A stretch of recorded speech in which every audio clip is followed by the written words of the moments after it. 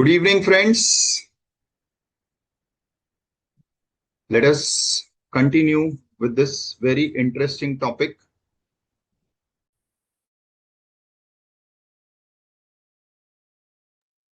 So, we are in the topic of input tax credit.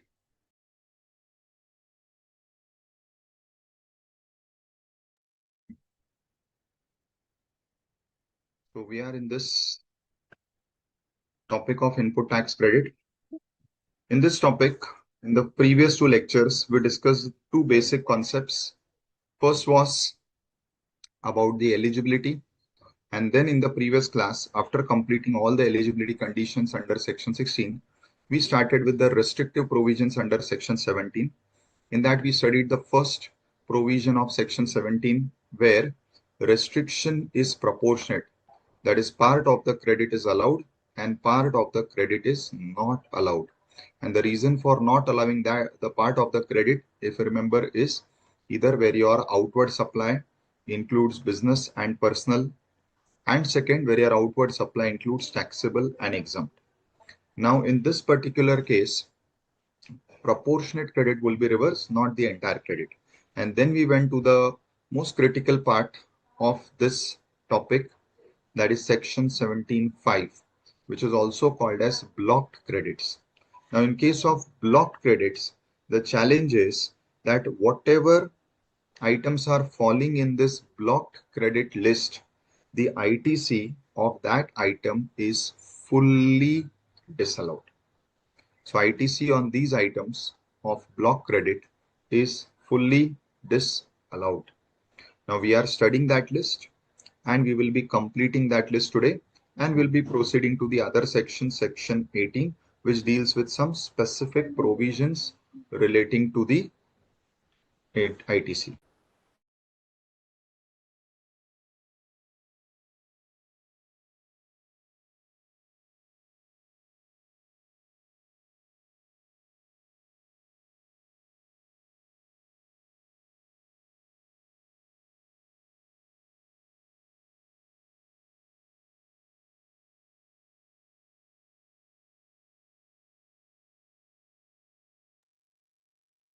One second, students, I'm just connecting my charger. Just allow me a minute.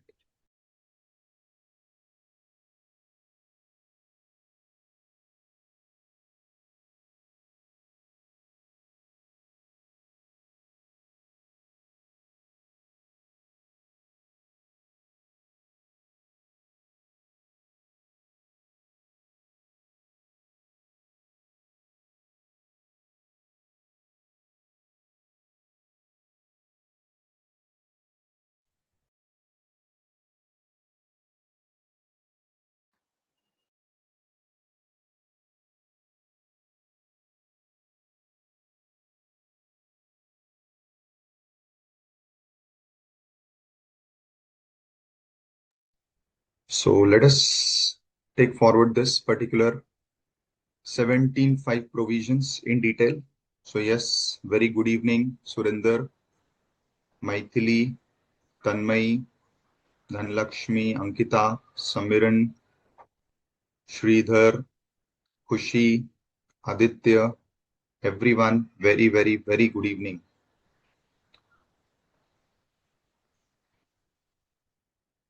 Yes, Regan.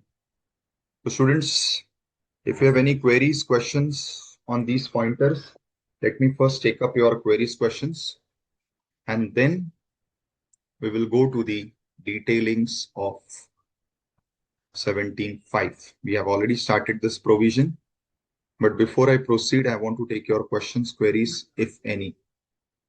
So in 17.5, we started the block list with the first item, which deals with motor vehicles. In motor vehicles, I mentioned that as per the definition, what it includes your two-wheelers, it includes your three-wheelers, it includes your four-wheelers. So the vehicles that we normally use, they are what are referred to as motor vehicles. First is we are talking about the ITC that is there on purchase of motor vehicle. So when you purchase a motor vehicle, you pay for the cost of the motor vehicle. Now, whatever is the GST component on the cost of the motor vehicle, that GST is allowed, but when only in these specific cases. First, where you are in the business of purchase sale of motor vehicle, so the motor vehicle constitutes a stock in trade of your business.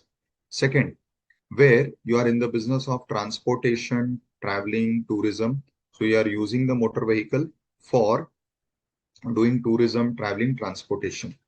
Student, just a minute, please.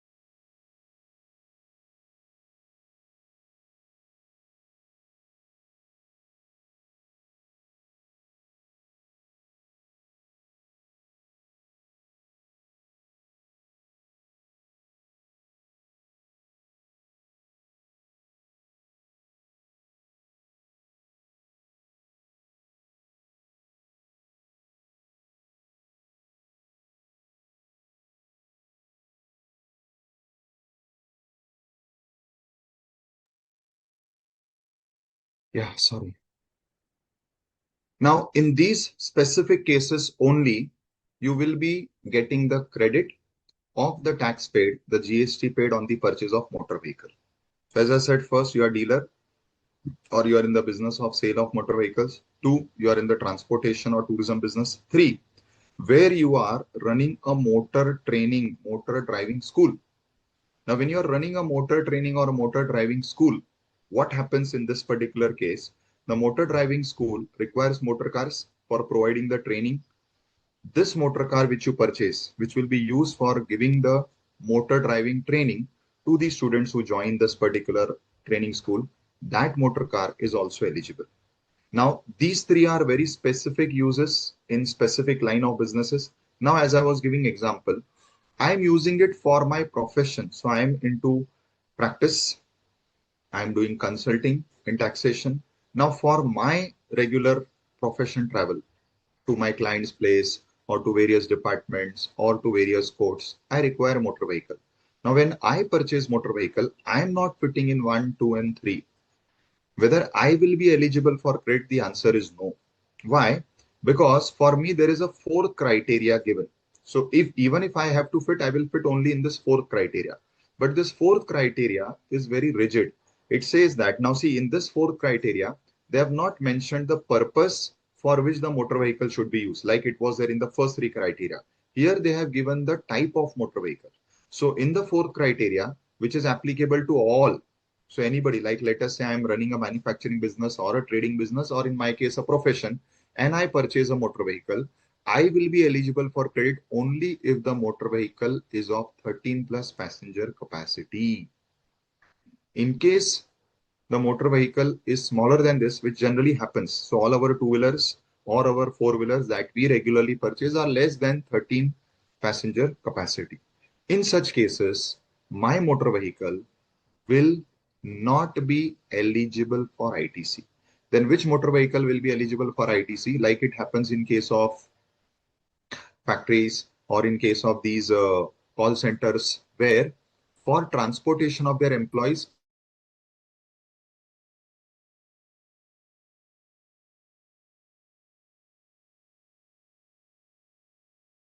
credit of that tempo traveler passenger. Otherwise, they won't be getting.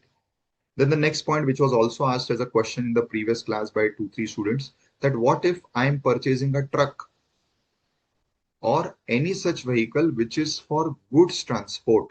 Now, when I purchase a vehicle which is for goods transport, which may include a truck, a tempo, a trailer, all these are fully always eligible for ITC because there is no restriction on this.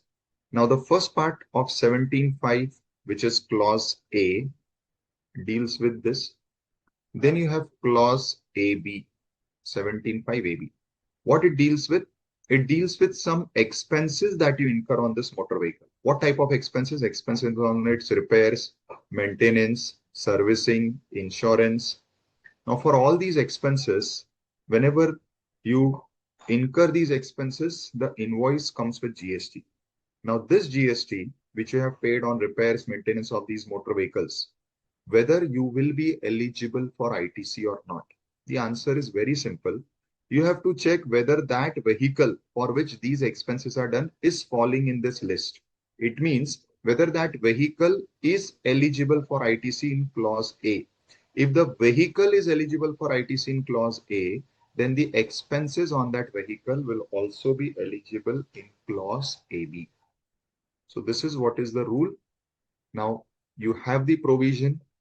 If you read the bare provision, you find it slightly tricky, slightly confusing, because there are different first main provision which is already negatively worded, then the carve outs, then the exceptions. So that is why I have tried to put it in a very simple, straightforward manner as to when ITC will be allowed in case of motor vehicles. Anybody, any doubts on this, students? Anil is asking, sir, what if the person buys a motor vehicle for some other purpose and later switch to one of the above ITC allowed purpose? Can he claim the ITC? See, Anil, it will be very difficult in this case to claim the ITC later. Why? I'll tell you. Because initially when you purchase, you did not take the ITC. Now, as we proceed, you'll find there is a timeline of 5 years. See, generally motor vehicle will be your capital asset. Now, there is a timeline of 5 years. Now, technically, if between this 5 years you have changed and you have started using the motor vehicle for this purpose, you can take proportionate ITC. Proportionate means, let us say out of 5 years, you used 2 years for other purposes, and now for the remaining 3 years, you want to use it for this purpose. Proportionately, whatever is 3/5, you can take the ITC. This is technical. But practically, what will happen? Why I'm saying you'll not be eligible? Because see, today you are not into any of these business. So let us take a simple practical example. Today, I am having my chartered accountancy legal profession. Now, when I purchase a motor vehicle, I am not having any intention of doing any of the above three things. So I know that my motor vehicle GST is not eligible for credit. Now, the moment I know this at the time of purchase, what I will do, I will capitalize the GST in my cost of the motor vehicle. So the value of my motor vehicle in my balance sheet will increase by the amount of GST, because anyways, I am not going to get credit. So better I will capitalize it. I will take the depreciation benefit. Now, if you remember our previous class in section 16, there is already this restriction that the moment you are taking ITC, you are not eligible for depreciation, and vice versa. If you have capitalized the ITC in the cost of the asset, so that now you can take depreciation of that ITC amount, then you will not be allowed ITC. Now, what happens practically, Anil? In the initial, let us say in my case, today I've purchased a motor vehicle. I don't know whether after 2 or 3 years I will start a business of traveling, tourism, etc. So I will today capitalize the ITC. And once I've capitalized and started taking depreciation, even in future, if I start this particular business, one of these, getting back the ITC will be difficult. So I given you both the answers, but the practical answer is no. Fine, Anil? Hope this is understood and clear by all. Now, in this same, you have another category, section 17(5) AA. This is dealing with what? This is dealing with vessels and aircrafts. What is vessels? Vessels means ships. Aircraft means planes. Now, when you are purchasing ships and planes, will you get ITC for the ships and planes? The answer is same as above. Same what is for motor vehicle, the same thing is applicable for ships and plane. So I will write same as for motor vehicle. Means what? If you are using the ships and aircraft for the above four purposes which we discussed. Now here obviously that 13 passenger capacity rule will not apply because all ships and aircrafts are above 13 passenger capacity only generally. So that rule is not here, but other remaining conditions are there. What are they? Where you have purchased the ships or aircraft for further supply. That is, ships and aircraft is stock and trade of your business. You are in the business of selling ships, aircraft. Second, you are in the business of providing transportation of passengers. Third, you are in the business of providing the training of navigating the vessel or of flying the aircraft. And last, this is used for transportation of goods. So same above exceptions, what we saw above, or same above situations where motor vehicle ITC is allowed if you are using it for those four specified purposes, three specific businesses, and fourth is for transportation of goods. Same thing, if your ships or aircrafts are purchased for this purpose, ITC is eligible. Otherwise, where you are purchasing, let us say, these big business giants, they are purchasing private jet planes, private aircrafts, or maybe private yacht, maybe for their traveling. They may be using it for their business traveling, like all these Ambanis, Adanis do. But that plane, that private jet will not be eligible for ITC because it is not fitting in one of these four criterions. Fine. So their ITC will not be allowed. But when Air India purchases a plane or any of the shipping company, purchases these ships or vessels, they will be eligible because they are engaged either in passenger transportation or goods transportation.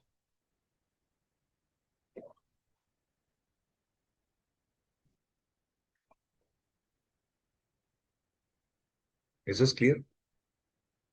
Understood?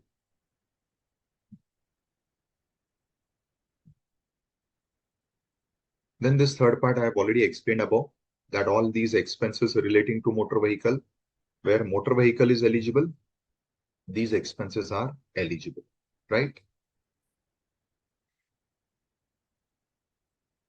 Pawan is asking, bank buys a car, employee use, ITC not allowed. Correct. And if it buys a bus, ITC is allowed. Correct, because bus is of the capacity of 13 plus passengers. So ITC will be allowed. Certain vessels and aircraft, catering related services eligible to claim ITC. But catering is coming in the next point. So don't mix. So we are right now. And firstly, please understand, Bida, how you are talking about catering services in vessels and aircraft. It means when you are going by plane, the plane is serving you food. Now you as a passenger is purchasing the food from the plane or the airlines company, correct? Now in this case, you are paying the airlines company for two things. One is for the flight charges and two is for the food. Answer is you are eligible to claim ITC. You means the airline company, because airline company is spending on both these. One is on purchase of that aircraft. It is eligible, yes, because it is doing transportation of passengers too. Whatever food it is going to serve, whenever it has purchased the food items or taken the catering services, it will also be eligible for ITC. But please understand, who is taking the catering service, for whom catering is an expense? It is for the aircraft. That is the airlines company, or let us say the shipping company. So you are going on a cruise. On a cruise for 2 nights, 3 days cruise, you are served meals throughout the day. So whatever is the catering services given to you, for that, whatever inward expenses they have done for buying the food items or for hiring a caterer, all those expenses for that shipping company will be eligible for ITC. But that point is now coming in the next part. Now, another point relating to motor vehicles and aircraft. Now, in the above point, you are purchasing the motor vehicle or aircraft. Now you are taking the motor vehicle or aircraft on leasing, renting, hiring. It means instead of purchasing, you are taking it on rent by way of lease or hiring or renting. What? It may be motor vehicle, it may be vessel, it may be aircraft. Now the question is, for purchasing, I was not allowing you the ITC. So whatever you spent on the purchase of motor vehicle, you paid GST. I did not allow ITC in above case, except those 4 reasons or 5 reasons in case of motor vehicle and 4 reasons in case of vessel aircraft. Now let us say, instead of purchasing the motor vehicle or vessel or aircraft, you are taking it on lease, you are taking it on rent, you are hiring it.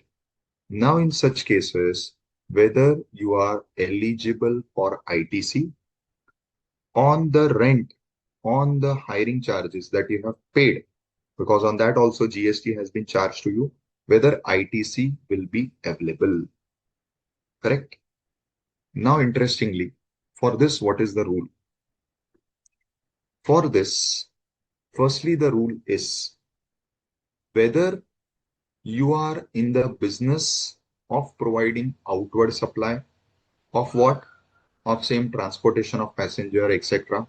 If you are in the business of providing transportation as your outward supply, and for providing transportation, you have taken the vehicle on rent, then the GST which you have paid on rent is eligible. So first, when these services GST will be eligible for ITC, when you have taken these services for what? For providing your outward taxable supply. So what is your outward taxable supply? Same transportation of passenger, transportation of goods, etc. Second case, now here you have taken these vehicles on rent for your employees. Now, when you have taken these vehicles on rent for your employees, so you are the employer, and for transporting your employees from home to factory, factory to home, or home to office, office to home, you have taken any of these vessels, aircrafts, or motor vehicles on rent. Whether the ITC is allowed, answer is yes, if as an employer, some law has put a statutory obligation that you should provide such services to your employees. So there are many local laws, there are state laws, which makes it compulsory that you should compulsorily provide a transportation facility to your employees. If such local laws are applicable to you, like if you remember during COVID times, initially when unlocking had happened, they had given the MHA guidelines had given certain conditions. One of the condition was that the employer has to provide for food also, and the employer has to provide for transportation also. Now, when as an employer, you are required to provide such transportation facilities to your employees, in such cases, which is a statutory obligation, in such cases, if you are taking that particular motor vehicle on hire, rent, lease, the inward services of hiring, leasing will be eligible for ITC. Correct? Next, what else is given?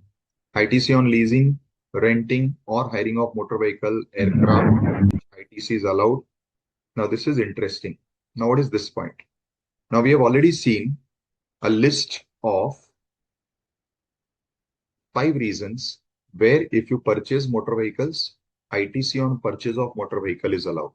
Now, here what they are saying, if for the same reason, you are taking the motor vehicle on rent. Like for example, you are having a motor driving school. Now, one option, you could have purchased the motor vehicle for being used in your motor driving school, or you are taking the motor vehicle on rent for being used in your motor driving school. Now, if you had purchased the motor vehicle, I had allowed you credit, correct? This is what we discussed about. Same reason, if you have taken the motor vehicle on rent instead of purchasing, logically I should allow you the ITC in this case also. So what is this next point given? It says that wherever ITC is allowed on purchase of motor vehicle, there are 5 reasons given. One is you are using it, you are going to sell the motor vehicle. Two, you are going to use it in traveling, touring, transportation. Three, you are going to provide motor driving training. Four, it is above 13 passenger capacity. Five, it is for transportation of goods. So for same reasons, instead of purchasing, if you have taken it on rent, ITC will be allowed for the rent. And last, they have said ITC on such services again allowed in case of subcontracting. Now, what is subcontracting? See, you're you are also in the business of giving motor vehicle on rent. Now, many times what happens, you are giving this motor vehicle on rent to big companies, to schools, etc. Now, over there, they require 10 motor vehicles. You have only 8. So what you do, you have to provide them 10, otherwise you'll not get the contract. So 8 you give yours and 2 you take on rent and give it to them. Now, what is this fourth point saying? Where you are in the same line of business. So you are also in the business of giving motor vehicle on rent, and for giving it on rent, you are taking it on rent. So it is like subcontracting. So in that case also, it is allowed. So what are the 4 scenarios given where taking this vehicle on rent will be allowed? So first, where this particular service of taking vehicles or motor car or vessels on rent or lease, it will be used by you for making some taxable outward supply. Second, you are an employer and some rule or law has made it statutory obligation, that is compulsory for you to provide this transportation facility to your employees, and hence you are taking this on rent. ITC is allowed. Third, in all those cases where the ITC was allowed on purchase of vessel, aircraft, or motor vehicle, in all those cases, if you have taken it on rent, the ITC on rent will be allowed. And last, in all those cases where you are also going to give it on rent, and for giving it on rent, you have subcontracted and taken it on rent, ITC will be allowed. So these are the cases where on taking this vehicle or vessel or aircraft on rent, ITC will be allowed. Samir is asking, sir, if I buy a vehicle or an aircraft or ship for personal or business use, and if I claim the ITC, then how do the GST know? See, beta Samiran, I think we discussed this in the previous classes also. How will the GST department come to know? See, first is, if you are using it for personal and even for business. Now, interestingly, you will get ITC only when you are registered. So if you are personal, and I'm assuming if you are unregistered, there is no question of getting ITC because you are not having a GST number. But second possibility, you are registered. Now, when you are purchasing a motor vehicle, so let us take again a practical example. You go to a motor vehicle dealer. Let us say you want to buy Honda City car. You go to the dealer, you say that, boss, I am a registered person. This is my GST number. So when you are making invoice of sale of car, make it in my company name, in my firm name with this GST number. He does that. Now, when he charges you GST, he will upload this sale bill of this motor vehicle in his GSTR1. GSTR1 goes to the GST system. GST system will see that, okay, this particular car dealer has sold Vishal Poddar and company a motor vehicle, Honda City, let us say, on which this much is the GST. Now, today, slowly and steadily, the GSTN, that is the GST network, has upgraded to such an extent that they will know that I am not eligible for this ITC. How? When I had taken registration of my business, that is my CA profession, my consultancy profession, when you are taking registration, you have to mention what is your output. So in my output, what I would have mentioned CA profession service or the relevant HSN code which is applicable to my services. Now, is it falling in any of these eligible 4-5 criterions? Answer is no, except one, that whether I'm purchasing it for my employees or not, that is not coming to know from my HSN, but other three things come to know, that I am not going to use it for any of these purposes because my profession is not fitting in the other three cases.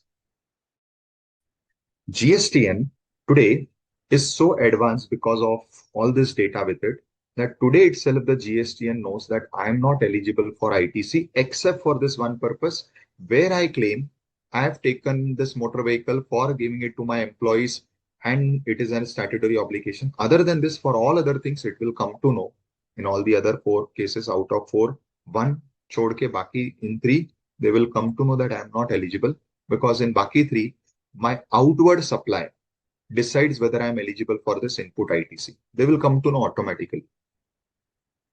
Keeping the 4th point in mind, for the 4th point, I had mentioned this in the last class also, wherever they want to check that whether you have taken the ITC correctly or not, they always have the option of doing audit. They have always the option of asking you to submit data information that where you have used this motor car. And through that investigation, through that audit, through that assessment, they will come to know whether I have correctly taken it or not. So I agree to your point that people may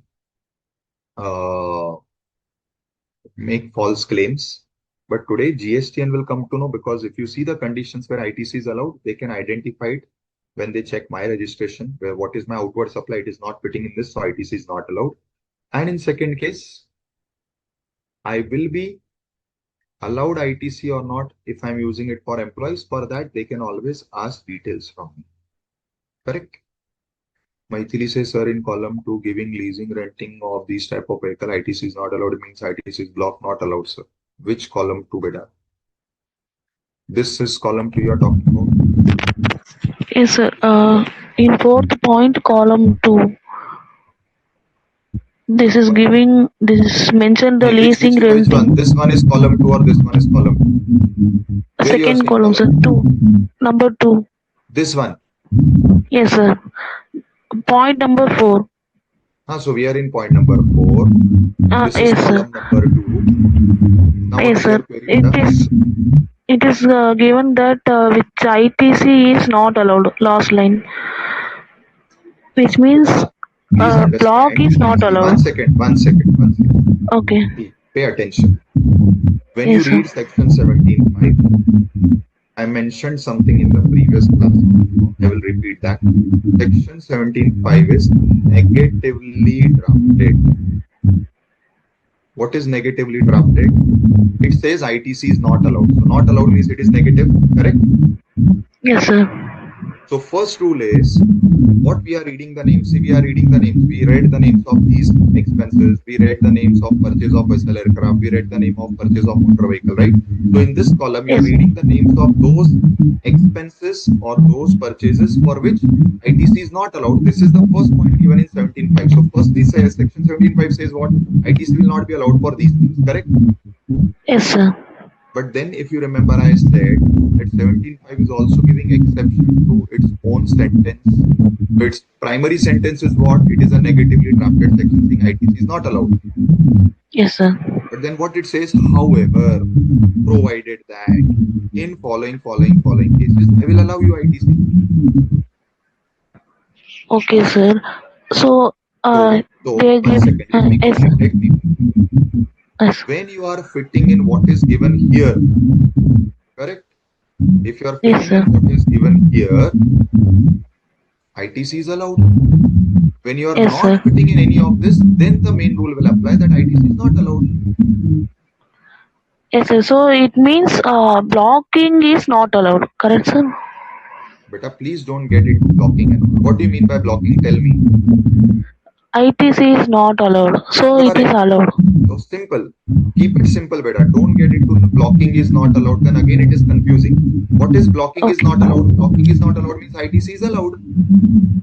Okay, sir. Yes, sir. ITC is blocked. When I say Yes, sir. ITC is blocked, it means ITC is not allowed. Block means I'm not allowing something, I'm stopping something. Correct? Yes, yes, sir. So the general rule is, as I said, the section is negatively drafted means firstly the section says for all these items ITC is not allowed. That is what is the meaning of blocking. Correct? Yes, sir. Yes, But sir. then within the section they give some exceptions that however in following cases ITC is allowed, which means blocking is not applicable. Yes, sir. Understood. So what we are reading on this side, that is in column 3 and 4, is those scenarios where ITC will be allowed. Allowed. Yes, sir. And if you are not falling in this, in all remaining cases, ITC will not be allowed. Yes, sir. Understood. Correct? Yes, Fine. sir. Yes, sir. Good.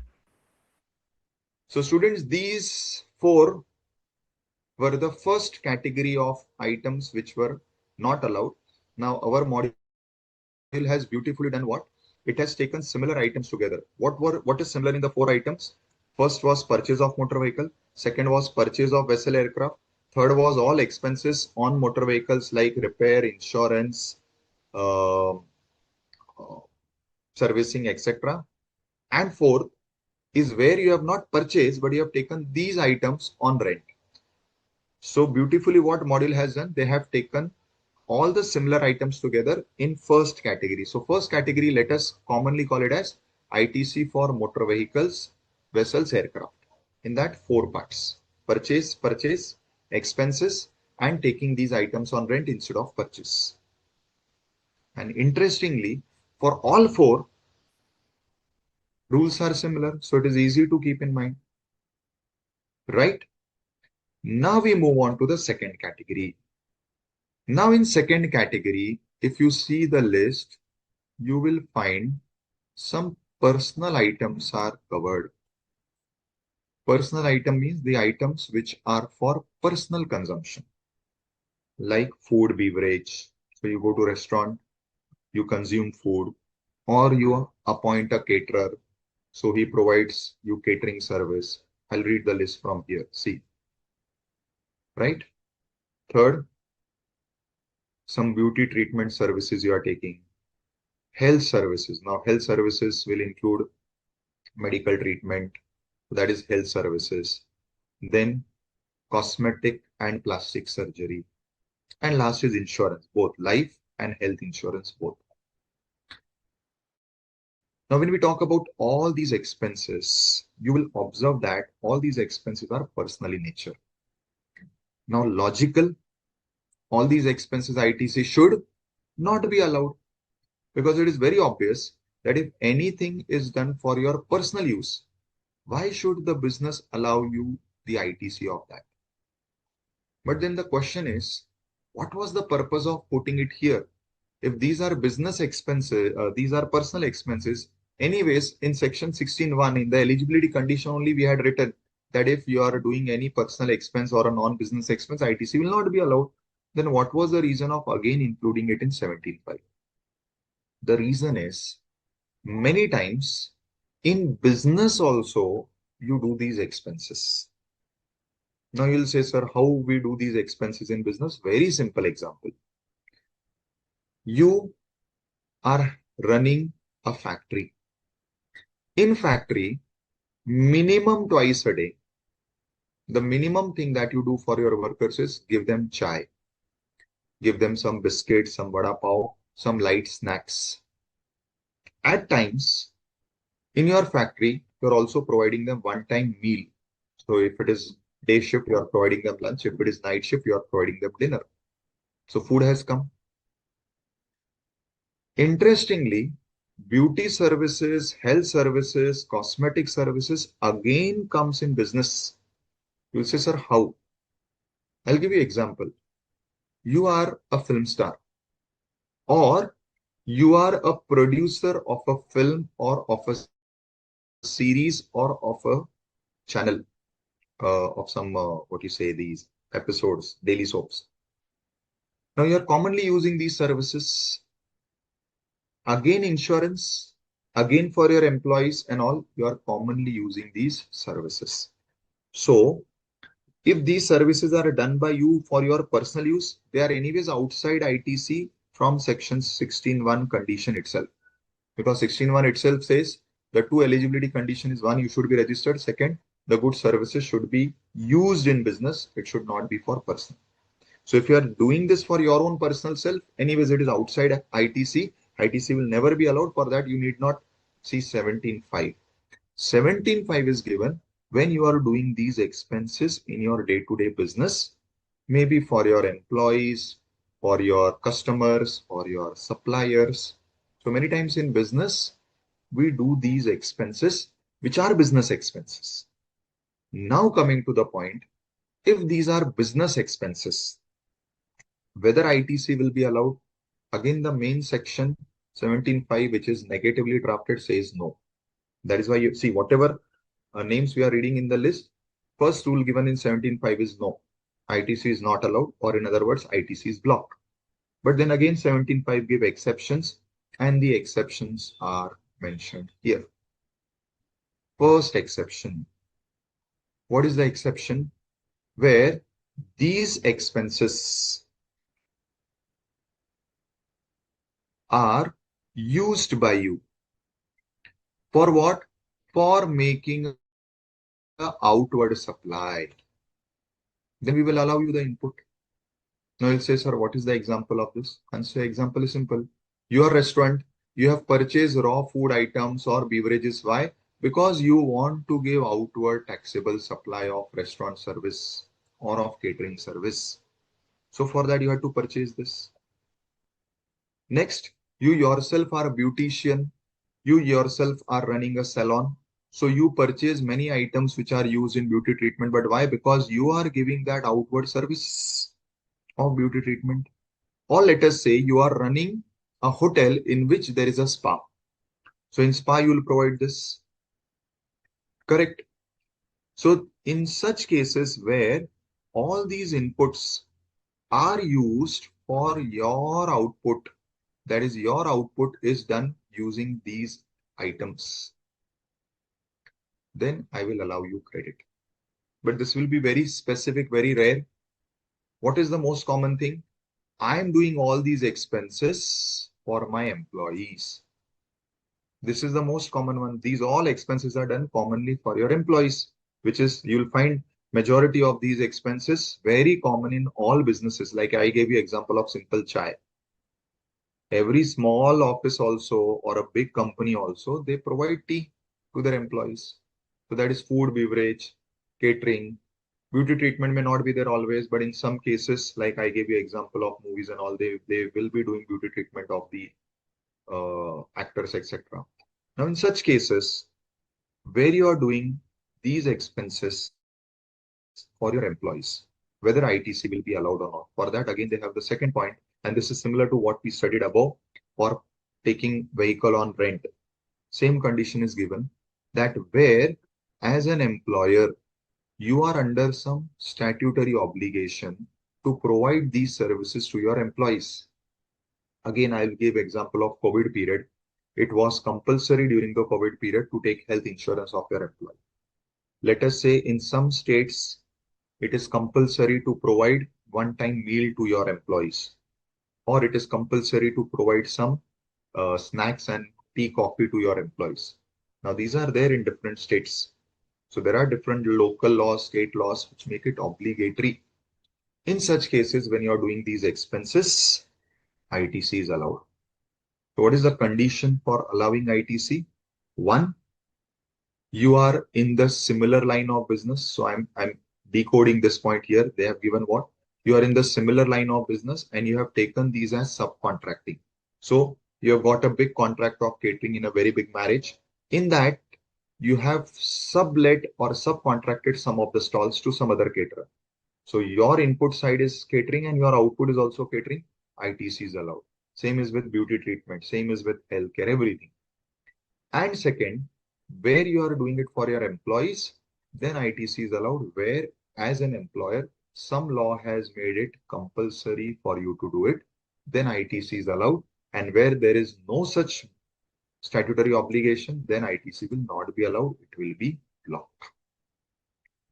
Next is you have taken membership of a club or You have taken membership of some gym or a fitness center. Again, if you are taking it for your personal, it is outside GST as per 16(1). But many times as a business, you take it for your employees. So again, same condition. ITC will be allowed only if doing these or providing this membership to your employees is a statutory obligation under some law. Similarly, your employees are going on touring, traveling. So you provide them travel benefits. So you take their tickets, you provide them good hotel to stay, etc. And the employees are on vacation. In such cases, again, you will be allowed ITC for their vacation expenses if doing this, or that is giving the employee the vacation facility or spending on their vacation, is your statutory obligation. So you can say that for all these expenses which you are doing for your employee, there is a common requirement that ITC will be allowed, where doing this for your employees or providing these facilities to your employees is your statutory obligation. So this is your second set of 17.5 items, where these all items which are covered are having some personal element. Now, where it is done for yourself, ITC is never allowed. But where it is done for your employees, which is an expense in your business, ITC can be allowed if doing this is your statutory obligation. I hope this is very, very clear to everyone.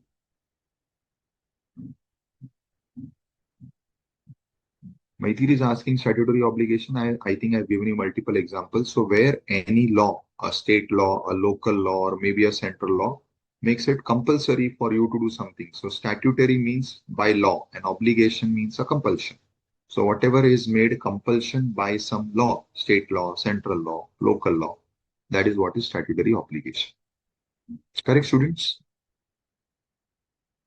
Now we come to a very interesting part, that is where you are taking inward construction service.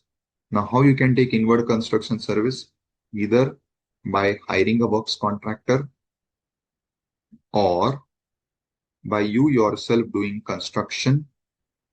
So one is you hire a contractor who will do construction for you, or you yourself are doing construction by purchasing cement, steel, hiring some architect, some engineer, and again what you are doing is construction. Now, either you do construction yourself or you have appointed some works contractor. In both cases, ITC is allowed. How or when? So for this, let me show you some.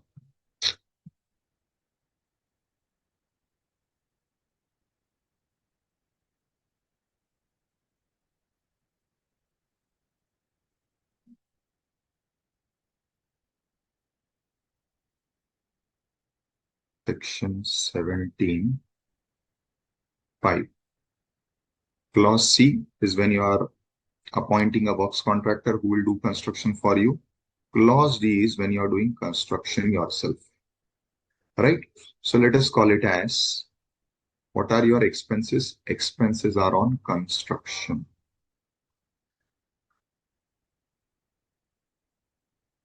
Now in this,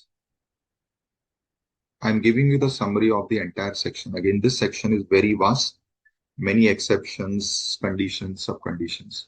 So first is whether it is your capital expense or whether it is your revenue expense. So if you're doing some minor touch-up work, some minor repair work, you will treat it as revenue. So when you are doing any expenses of construction, but which is revenue, that is not capitalizing your books, ITC always allowed. Correct? Now comes capital. Now within capital, two possibilities. Now you are incurring expenses on construction, either by appointing a works contractor who will do construction for you, or you are yourself doing construction by purchasing all goods and services. Now, what are you constructing? Are you constructing plant and machinery, or are you constructing other assets like building, etc.? If you are constructing plant and machinery, again, ITC is always allowed. I'll just like to add one more thing here. Construction of immovable. The law has no problem if you are doing anything which is movable. ITC is always allowed here. The blocking that we are studying in 17.5, that blocking is only when the ITC is for construction of immovable property. If it is construction of movable, there is no problem at all. Correct? Now, within immovable, if you are constructing plant and machinery, ITC is always allowed. But if you are constructing any other asset,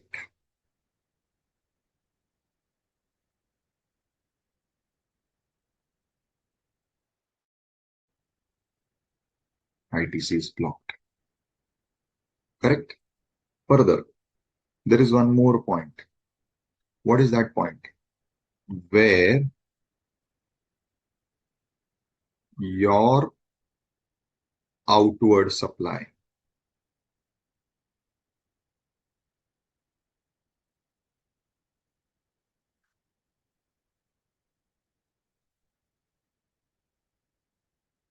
is also construction service, then all expenses on construction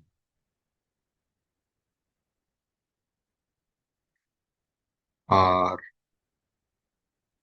allowed. So what is this point? The point is when you yourself are builder developer, so your outward supply is also construction service. When your outward supply is a construction service, then for doing that outward supply of construction service, whatever inward supply you have done by hiring a works contractor or by yourself purchasing the cement, steel, etc., which will be used in doing the construction, the ITC will be allowed. So there are two parts. One, where you are yourself a builder contractor. So I will write it like here. For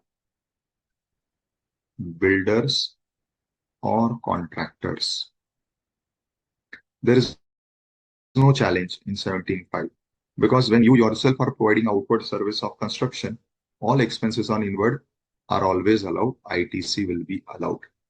And when you are not a builder, not builder or contractor, then you have to check the applicability of ITC basis this, that what you are constructing is immovable property. If the expense is revenue, ITC is always allowed. If expense is capital, but it is plant and machinery, ITC is still allowed. But if it is construction of like building or any other structure, which is not plant and machinery, ITC will not be allowed. Is this clear, students? This is about section 17.5C and D. So first, we are only discussing expenses on construction of immovable property, right? Immovable property has not been defined under the GST law, but from other acts, you can take the definition of immovable property. Generally, immovable property means anything which is rooted in the earth or which is embedded in the earth or which is embedded, attached to what is embedded in the earth. So in short, like buildings, like huge petrol tankers, or any structure which is fixed to the earth, that structure is what is immovable. Correct? Now here they are giving when ITC. So first rule is ITC is blocked, but then as I said, they give exception. When it is exception, again same. If you are yourself a builder contractor and you are taking this inward service for giving your outward service, which is a works contract service, ITC will be allowed. Second, where this immovable property is your plant and machinery, still ITC will be allowed. So this is what we have already seen in the chart. I'm just reading from the provision for your benefit. Then they have defined construction, they have defined plant and machinery. What is very important in plant and machinery over here, students, is because see, plant and machinery, if you are constructing, the ITC will be allowed. Now here they have defined firstly plant machinery as apparatus, equipment, machinery, etc., which is fixed to the earth by foundation. Only then it will become immobile, because we are only discussing about immobile. There is no problem with movable. ITC for movable is always allowed. Now when it is immobile, then ITC will still be allowed if what you are constructing is plant and machinery. And interestingly, what they are saying, besides the expenses on the machinery, you also incur expenses on creating the foundation or structural support on which this machine will be standing.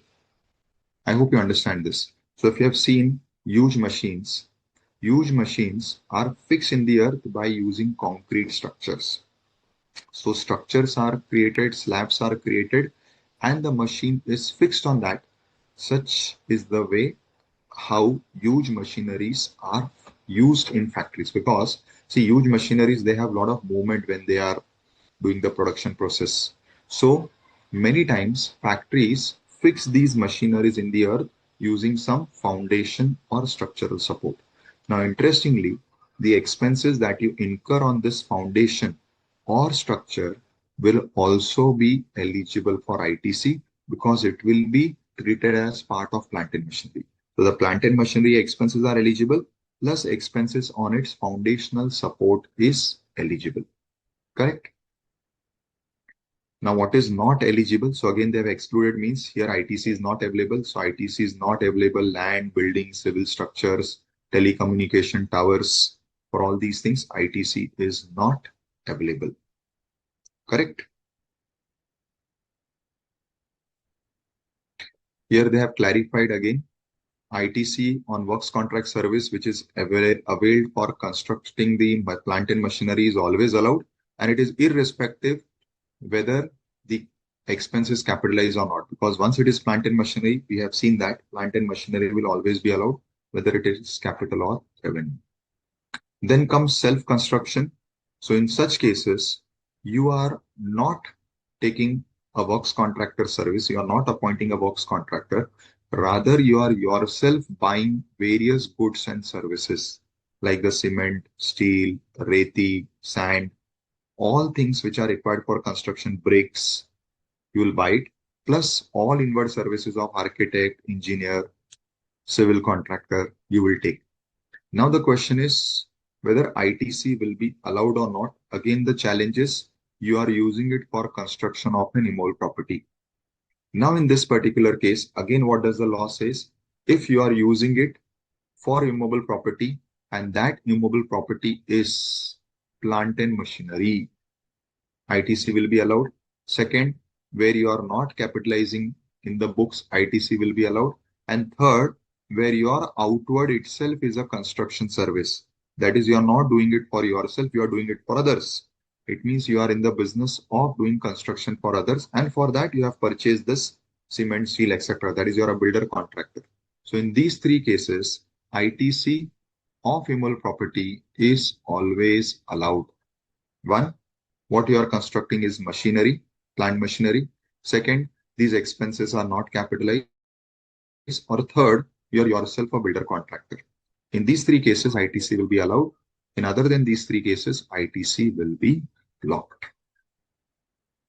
I hope both these clauses C and D are clear to you all students. Anybody having any doubts or questions, may please ask. Students, anyone having doubts or questions, may please ask.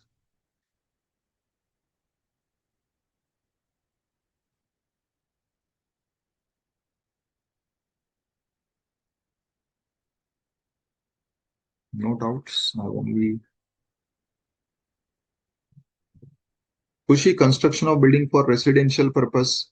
Again, if you are a builder developer, you are not having any problem in 17.5 because you are builder developer.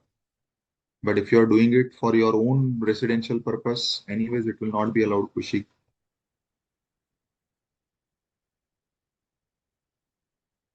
Correct? Kushi, I hope it is clear, is understood by you. Great. Now, there are some circulars relating to this section. Let us go to those circulars to understand what is given. So, clarification on availability of ITC on ducts, main holes, which are used in network of optical fiber cables. Now see, if you have seen when any cables are being laid down, even on the roads. So whenever cables are put, after some distance, they make a hole and they put a duct on that. Why? Because if some repairs is required, they need not dig the entire road again. They may go through the main hole and check what is the problem. So whenever you lay down a whole network of cables, so nowadays many things are going underground. Your electricity cables are underground, gas pipeline is underground, even your internet cables are underground. Now, whenever such networks of underground cables are laid down, at some distance, maybe of 1 kilometer, they will put one hole. They will make a duct and they will make a hole so that from that anything can be done, testing, etc. Now the point is, whatever expenses are incurred on making of these ducts and main holes, whether those expenses are eligible or not. Now, what is clarified? These ducts and main holes are a very important part of this entire cable network. So you cannot say that only the cables are important. These ducts are important because they are made so that in case in future you need to do some changes, you need to do some corrections that can be done using those ducts. Now, on these grounds, the question is whether the expenses on making these ducts or main holes will be eligible or not. So it is clarified that availment of ITC is not restricted. Now see, again, this is what I don't like. They could have given a simple positive sentence that it is allowed, but they are writing it negatively. So they are saying it is not restricted. In simple words, it is allowed. What? The expenses incurred for making these ducts or main holes, which are part of the network of the optical fiber cables. Correct? Is this understood, students? This clarification? Abhijit is asking, sir, can you describe the point when the construction is not on own account? Abhijit, first understand what is construction on own account. So where you are constructing for yourself, so you are making a house for yourself, you are making an office for yourself, that is own account. Now, what is not own account? You are a builder developer. What does a builder developer do? He will construct it for others because he has to sell it to others. So that is what is not on own account. Abhijit. Abhijit, I hope I'm clear.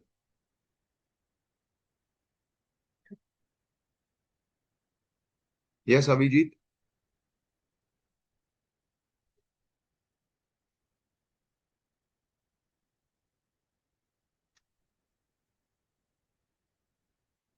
Perfect. Great.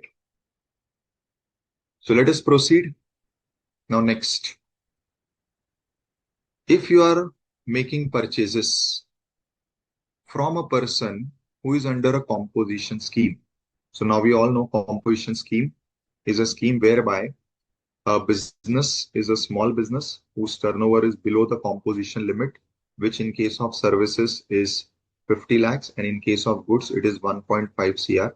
Such person is given an option that subject to fulfillment of certain eligibility conditions and other procedural conditions, the person can opt for becoming a composition dealer instead of a regular dealer. What is the difference? If a person becomes a composition dealer, that is, a person opts for being a composition dealer, the person is not required to comply with all the GST provisions in detail. The person gets the facility or the benefit of exclusion from many of the compliance provisions. Yes, he do have to pay tax, but he will not add the tax in his invoice. Rather, he will not give a tax invoice, he will give a bill of supply. Now, in such cases, if you are purchasing from such a dealer who is registered, as a composition dealer. In that case, whatever document the person is giving, which is called as bill of supply, in that the GST is charged by that person, but not separately. It is included in the value. Now the question is, whatever is the GST included in the value, we all know okay, what is the rate of GST for a composition dealer, whether it is 1%, 5%, 6%. So by back calculation, you can find out the GST component. But you are not eligible to get the credit. So whenever the purchases are made by you from a composition dealer, in such cases, you will not be eligible to claim ITC of such GST, which that composition dealer is indirectly collecting from you by including it in the price and not showing it separately. That is not eligible. Next, you are a non-resident taxable person. This you study in registration chapter. So is a non-resident taxable person, a foreigner coming to India for a short period of time for doing any type of supply in India, but for a short period of time, like you are participating in some exhibition which is for a week or 15 days. For this period, you are a non-resident, that is a foreigner coming to India. You are going to put a stall over there, and over there you are going to make some sales from the stall. Now, such persons have to take a short period registration in India called as NRTP registration, that is non-resident taxable person registration. Now, such persons are not allowed to take ITC of whatever inward supplies they are getting, except one item. So they can only take ITC of goods which they have imported, that is brought along with them from outside. Other than this, they are not allowed to any other ITC. So all other ITC is not available to a non-resident taxable person. Only ITC on the goods which are imported by them, that is the only ITC which they can avail. Now coming to another interesting point. Yes, Dhanlakshmi, you can always write in the exam that ITC is allowed or ITC is not restricted. So it is not necessary you have to use the word block only. You can write it in simple words also, allowed, not restricted, no problem. Now coming to another point in section 17.5. Now, as a student of company law, I'm sure you would have heard this word CSR, corporate social responsibility.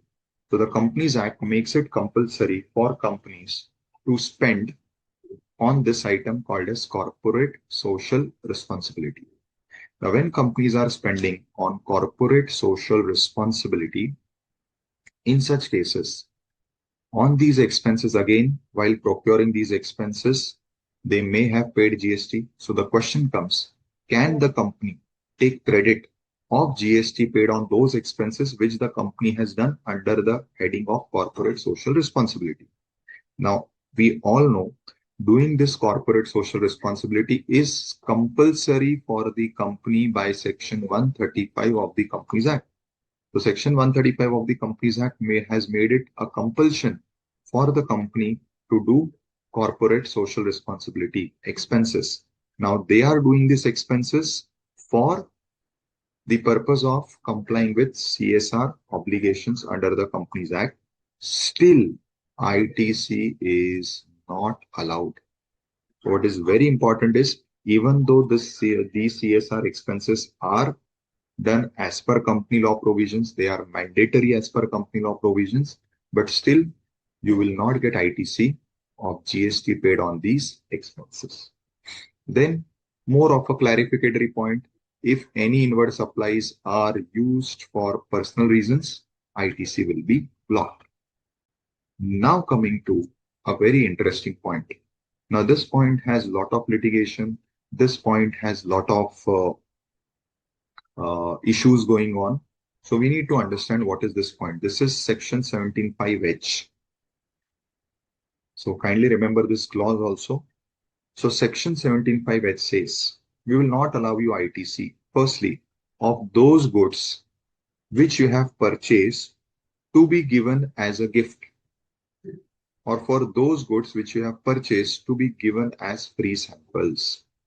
Now let me first give you practical examples of this. So first, on the occasion of your AGM, you decide to give your shareholders a gold coin as a gift, as a token of gratitude, or you decide to give your employees, maybe on their birthdays or on any specific dates or on your annual function, some gifts depending upon the level of employee, starting from 10,000 to 2 lakhs. Now, for procuring all these gift items, you will have definitely paid GST because all items are liable to GST majorly. So whenever you are purchasing these items, which you will be giving as gift, while purchasing, you have paid GST on that. Can you take ITC of the GST paid on these items? Answer is no. If you are going to give away these items free like a gift. So when you are going to give items free like a gift, you are not eligible to take ITC of the GST paid on its purchases. Similarly, second item is, now it is a common practice in business that you give free samples. Now, what are free samples? So in gifts, what happened? You purchase something from outside and give it. Free samples are your own products. So let us say I'm a tea manufacturing company. I want to make my tea famous between people so that they can start buying. What I do is I make small 50 grams or 100-gram packets of tea powder, which I'm manufacturing, and then I send my different sales representatives who will go to different localities, different societies, and distribute these small sachets to those society people as free samples and ask them to use our tea in their daily tea so that if they like it, they can then come and purchase it from the market. So many times for promoting your business, you distribute your own goods as free samples. So the word free sample, it implies that these are your own products which you are giving free to a particular section of society which you believe can be your future customers. Again, the GST for all these items which you have distributed as free. So the inward expenses for these goods will not be eligible for ITC. Then comes goods which you lost or which are stolen or which gets destroyed. So let us say I had purchased a laptop, but some theft happens and somebody steals my laptop. Or because there is some fire, flood, or any such thing, the goods lying in my godown are all destroyed. Or I lose any of my goods, maybe I misplace it somewhere. So where any of these three things happen, my goods are lost, or they are stolen, or they are destroyed. In all these circumstances, whatever GST I had paid at the time of purchases or procurement, I will not be allowed the ITC. In such cases, generally what would have happened? Initially, I would have taken the ITC. Later on, when these goods get lost, stolen, etc., I have to reverse the ITC. Correct? Next is goods which are written off. Now, this is again a common accounting adjustment. So many time in books, what you do is you write off certain goods when they become obsolete, when they become useless. So according to you, that goods is of no use to you anymore. So what you do is you write them off from your books. So when you write off certain goods from your books, obviously at the time of its purchase, procurement, you would have taken the ITC. You will now reverse that ITC. So if goods are written off by you in your books of accounts, you have to reverse the ITC. Now again, all these words, gift, samples, no, nothing are defined in our GST law, but we take the meaning from other relevant laws. Now coming to some important clarifications. So this circular, students, you should keep in mind, this is very, very important. This circular was also discussed when we were dealing with the supply chapter. Now, what does this circular deals with? Now, many times businesses have sales promotion schemes. What are sales promotion schemes? So when you go to a mall, many times you find the stock clearance scheme where they say that if you purchase one item, you get another item as free. Or on purchase of two items, the third item is free. Correct? So these are sales promotion schemes. Now the question is, at least what the businessman is saying is you are paying only for one item, but you are getting two items. So the second item is free. But practically, or from business perspective, nothing is free. What the businessman has done while doing costing, he has already inflated the price of the first item such that the second item automatically is included in the value of first item. But just to promote business, just to lure the customers, the businessman is saying that this item is free. Now, in such cases, the question is whether this item which is given to you as free will get covered in 17.5H, because 17.5H talks about free samples. So this circular clarifies if how you are given this item free, that you first purchase one item and along with that the other is free, then it will not be treated as free. It will not fall in 17.5H and you need not reverse the ITC. This point, this circular says that we will assume that both items are given to you together and then you apply the rule of composite supply or mixed supply as is applicable. That is why this circular was also covered in the supply chapter. So over there in supply chapter, it was referred that both these items will be assumed to be sold at a single price. And if both the items are different, then you have to apply the logic of composite supply, mixed supply, and accordingly decide the tax rate. So linking both the topics. So in supply, it is same thing is assumed in ITC and supply both, that this second item is not sold free. Supply says we assume that the price of first also includes the second. So you consider that one price as the price for both commodities combined and apply logic of composite and mix and accordingly take your call.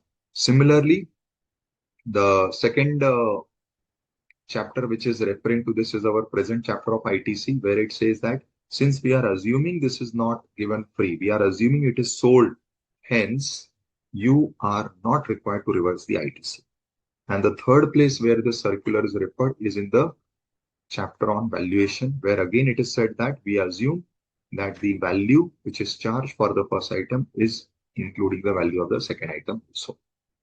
So various types of promotional schemes are given, like samples and free gifts. Now, where it is pure sample or pure free gift, then you have to apply section 17.5H.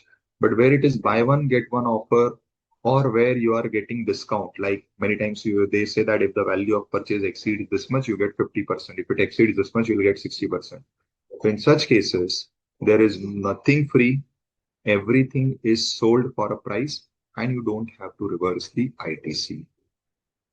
Correct?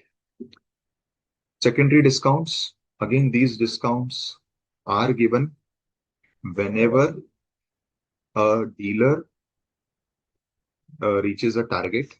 Now, this is not part of our ITC chapter, but if you remember, this secondary discount will be discussed or is discussed in great detail in the valuation chapter. Here it is just referred because all these 4 points were covered in that circular, but for us, this point is not part of ITC. Now, coming to another circular. Now, this circular deals with another interesting situation of business, which generally happens in case of medicines and drugs. Now, you all know these medicines and drugs, they have an expiry. Now, the question is, what will happen of these expired drugs? Because technically, if some medicine is expired, you cannot sell it. So automatically those items becomes obsolete and indirectly you will write off these items in the books today or tomorrow. So the question is, since 17.5H refers to writing off of goods, whether it applies to expired drugs or medicines, the answer is yes. So if goods are expired, you have to reverse the ITC. This is point number one. But what this circular further discusses in detail is, many times what happens, you are the shopkeeper, the chemist or the druggist who is having these medicines in your stock. Now you have a contract with the manufacturer that if these medicines or drugs expire, I will return it back to you.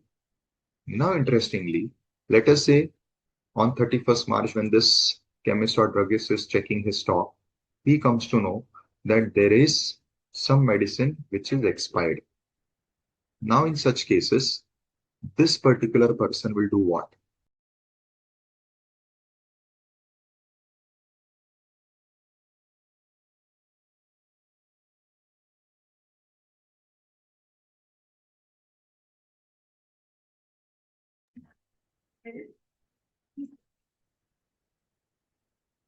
Now, what does this circular says?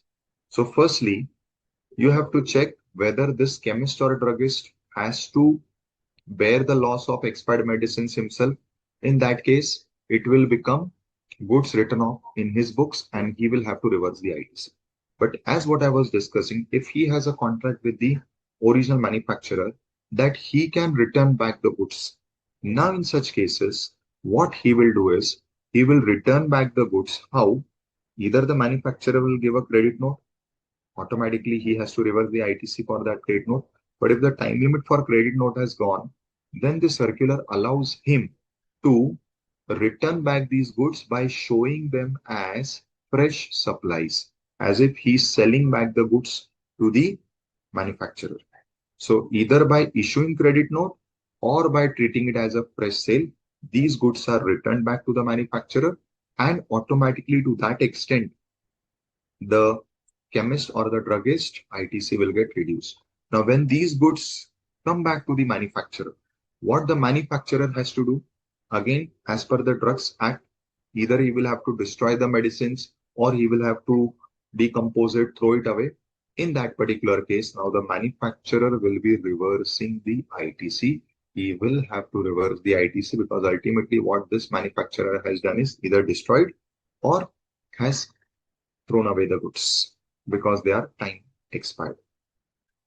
Now coming to another case, if you remember, this we had discussed when we were dealing conditions of section 16, that if any tax is paid after being caught and you are caught doing some type of fraud, or there is some type of action whereby it is found that you are trying to deal with goods which are liable for detention confiscation, and hence a notice is issued to you under one of these sections.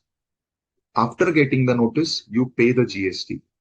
Now, since you are paying the GST, you raise an invoice on your customer or your other party, and you say that, okay, now I'm paying the GST because I'm getting caught.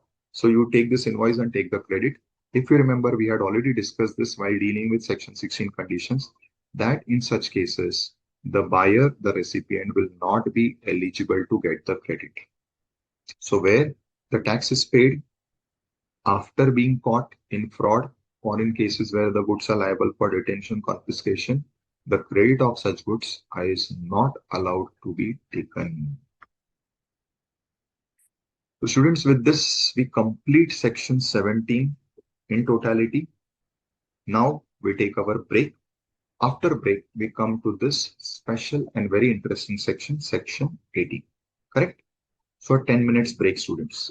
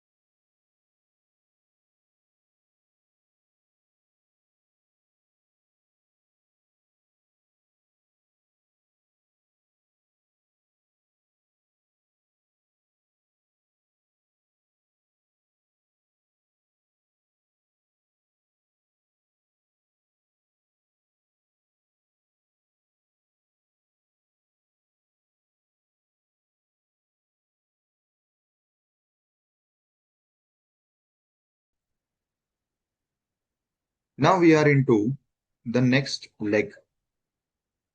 The next leg is ITC in some special situations. Now, what is this special situation? So it is basically conversion. Now, what is this conversion? Let me just show you.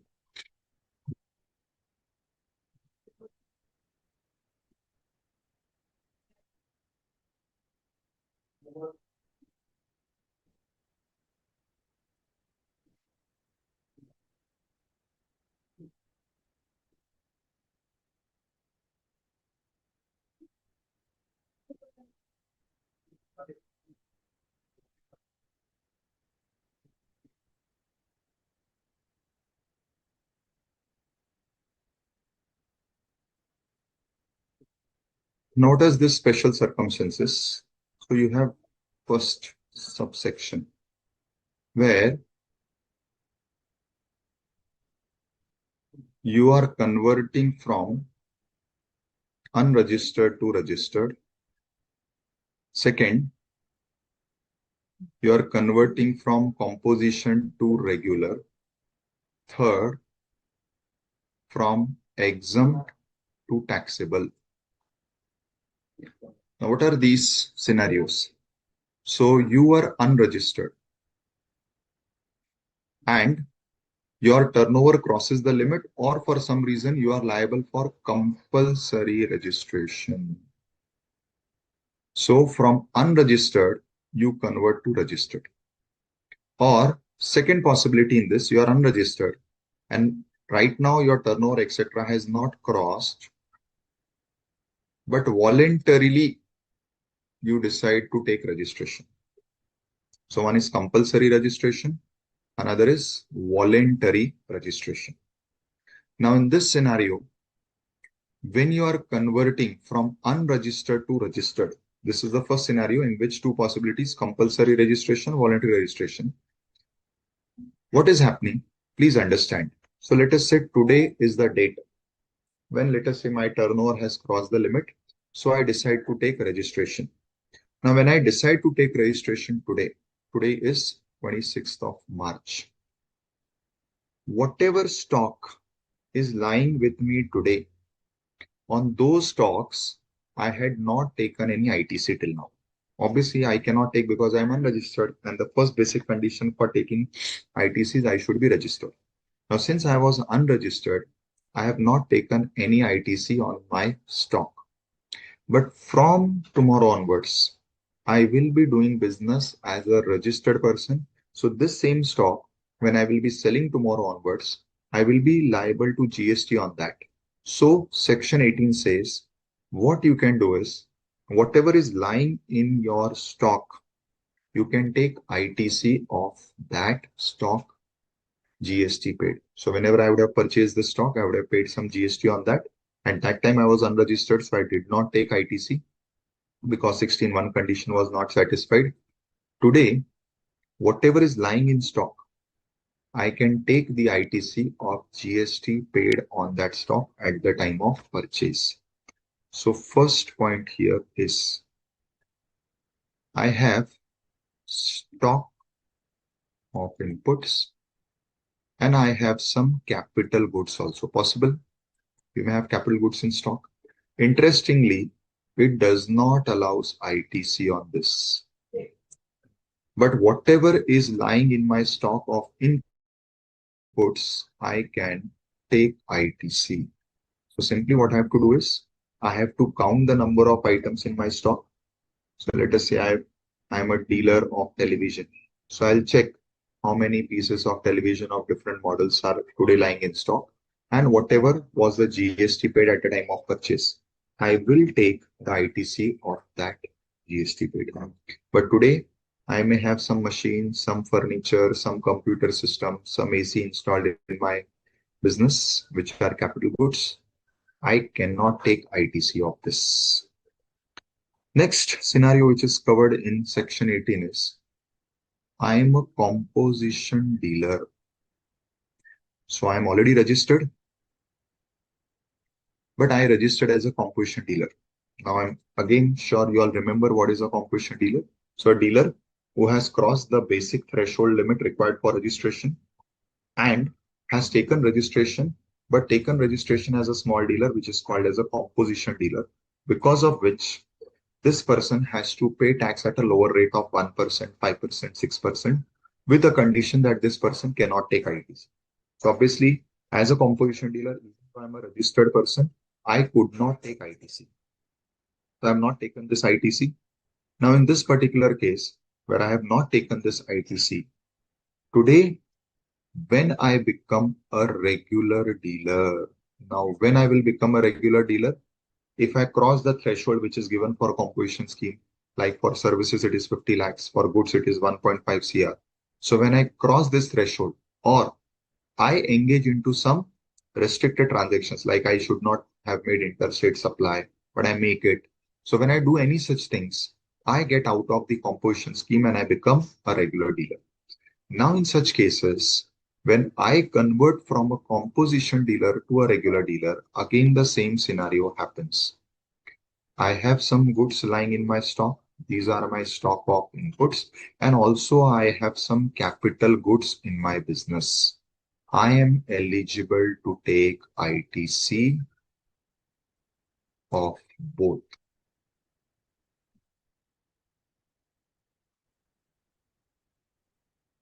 Now, whatever is lying in my stock of inputs, I can take full ITC.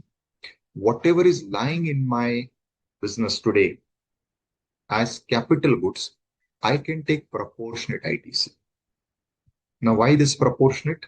Again, today at the start, when I was answering somebody's question, I had mentioned that GST assumes that life of your capital goods is 5 years. Now, you have to keep this in mind that GST has nothing to do with the actual life of the goods or whether you are going to depreciate it over 10 years or 15 years or 20 years. We are not concerned with that. We are assuming that all the capital goods have a life of 5 years.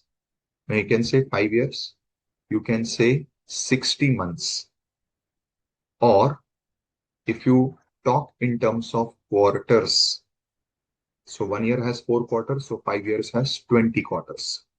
So there are three ways of expressing the life of capital goods. First, life is 5 years if you're talking in terms of years. If you're talking in terms of months, the life is 60 months, 60. Third, if you're talking in terms of quarters, it is 20 quarters. Now, if I have used these capital goods till now for 2 years, so how much life is left? 3 years. So I can take only proportionate ITC, which is roughly 3 by 5. Why? Total life is 5 years.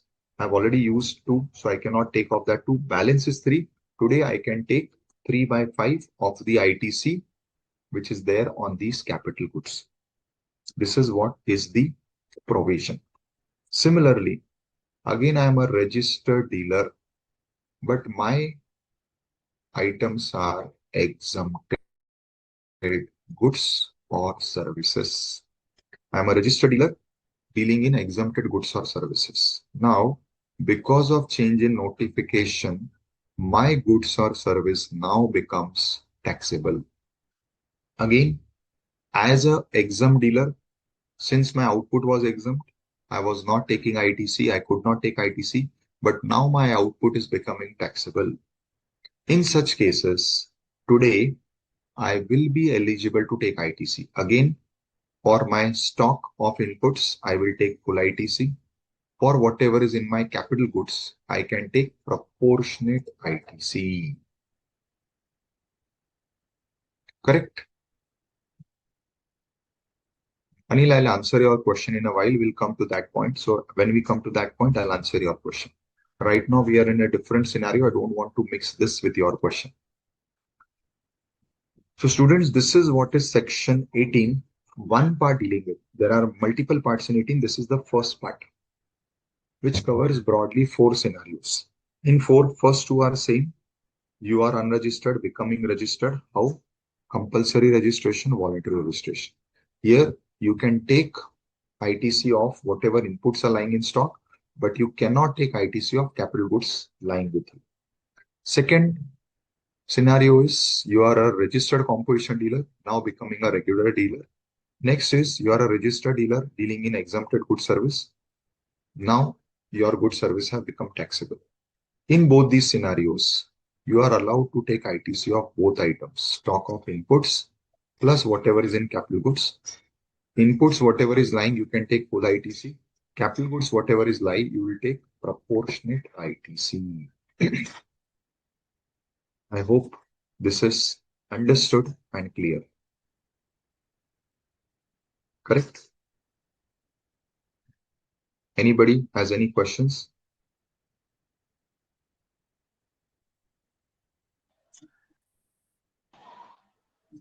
Hello, sir. I'm Harshit. Yes, Harshit. Sir, in first circumstances of ITC under the special case, sir, in that capital goods are not allowed, no ITC. Yes, for unregistered to registered, capital goods is not allowed. Okay. In both cases, sir, voluntary and voluntary become registered, and then unregistered person become a registered. Correct. Okay. So, sir, why not allowed this means capital goods not allowed? Sorry, Beda. Means why not allowed for capital goods in this circumstance? Because see, if you are unregistered while purchasing capital goods, now see, capital goods are something which are old. It may be 1 year, 2 year, 3 year old, correct? Yes, sir. So at that time, while purchasing, you have not given your GST number to that person. That person has not uploaded the GST in your name. So it is not reflecting in your 2A, 2B. So the government has no chance of knowing whether or not you have actually purchased these capital goods earlier. So that is why they do not want to allow it. Okay, sir. It means they required to put these invoices into the to be reflect. Then it will be allowed. Indirectly, for capital goods, this is what is indirectly their condition. Okay, sir. Okay, understood, sir. Clear, sir. Fine. Yes, sir. Fine. Yeah. Samiran is asking, sir, if a regular dealer can't claim the ITC of purchase from competition dealer, then won't the consignee pay more taxes in outward supply or he makes less profit for those goods? Yes, but it will happen practically that if you are purchasing from competition dealer, since you lose ITC, your profit margin is reduced. Correct, but Hello, sir. Uh, yes, but Sir, can you explain that second and third scenario of capital goods take proportionate ITC? That proportionate ITC, can you explain, sir? That 5 years of I'll explain, but we are going to now read the section. So from there, I'll show you the working also. Fine. yes, sir. Okay, sir. Okay. So students, let us now read this from the provision so that what I just first explain you conceptually will be clear from the provisions also.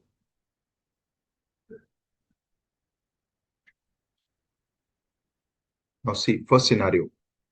What is first scenario? You become entitled to ITC when you take registration, which may be either compulsory or voluntary. Now what it says, it says that when you have applied for registration, then it is only talking about inputs, not about capital goods. So whatever input is in stock on the day immediately before you become a regular registered dealer, ITC can be availed. The only criteria is this good should be purchased 1 year from the date of your issue of invoice. That is, these goods should not be more than 1 year old. So this is what is the condition that you will be eligible to take ITC of these goods in stock if they are not more than 1 year old. Same thing will apply whenever you take voluntary registration. Again, whatever is input in stock, credit can be taken off the GST paid on these inputs. Right?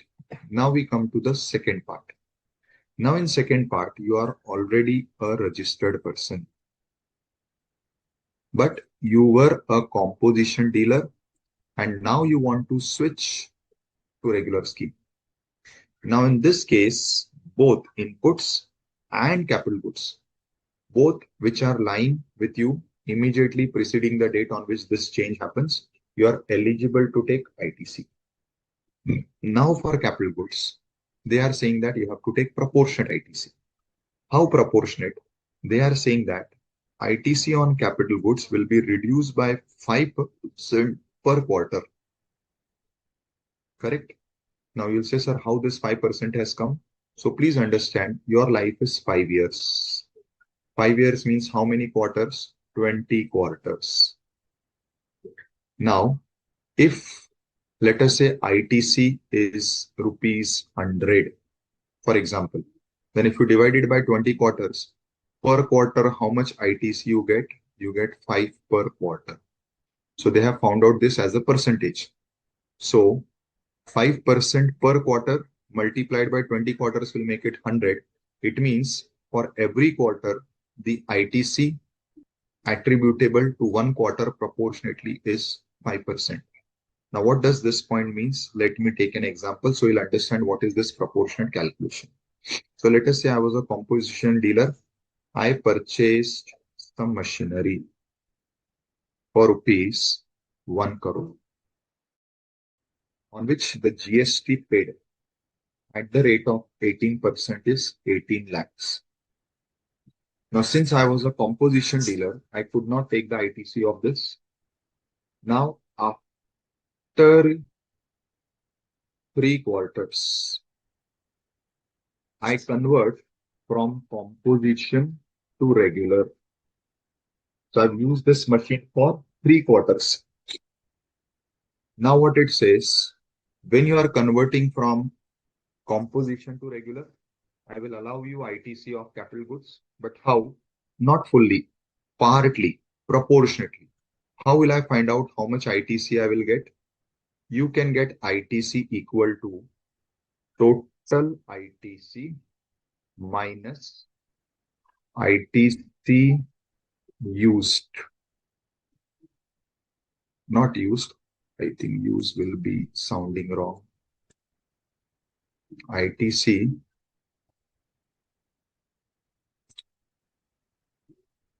for period capital goods are used. Now, in my example, capital goods are used for how many, for what period? 3 quarters. So how much ITC now I can get? My original GST paid on this was 18 lakhs minus. I have used it for 3 quarters. So 5% into 3, because 3 quarters I have used, and per quarter they are asking you to take the ITC as 5%. So total 15% ITC I will have to reduce. This 15% is of 18 lakhs because 18 lakhs was my original GST paid. So original GST paid 18 lakhs and 15% of 18 lakhs will be reduced.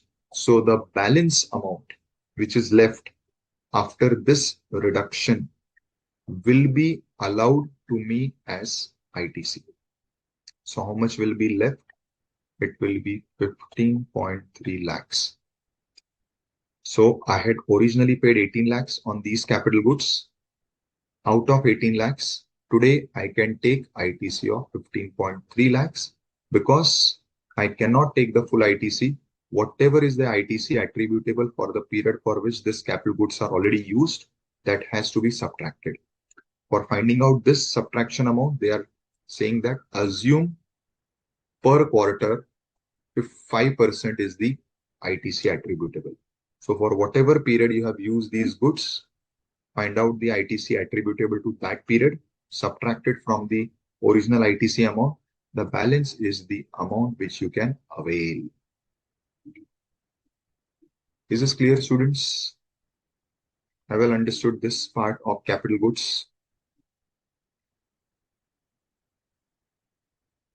Students, have you understood?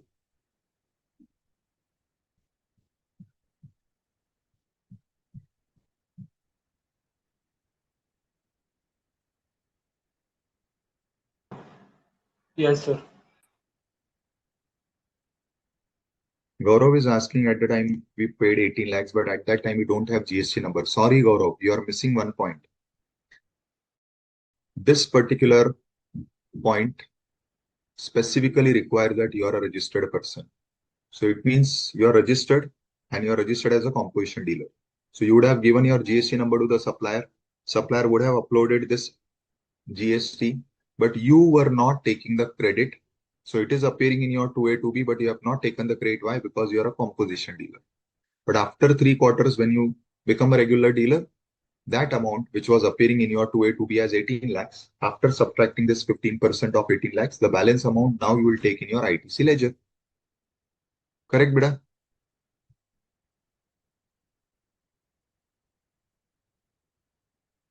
Yes, beta. So, Maithili, per year there are 4 quarters. Agreed, na? So, what is the problem? So, what is your query? You said per year 4 quarters. Agreed. Every year there are 4 quarters. So, what is your question? I didn't get your question.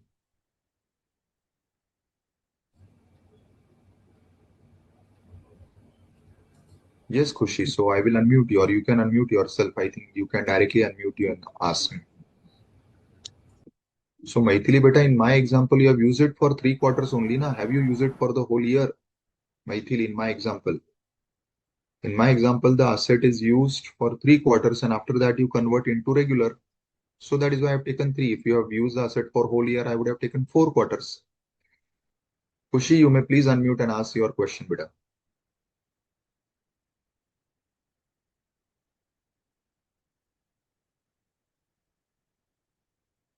Kushi, you said you have some doubt, na? Chalo, until she unmutes. Another case covered here is, again, you are already a registered person.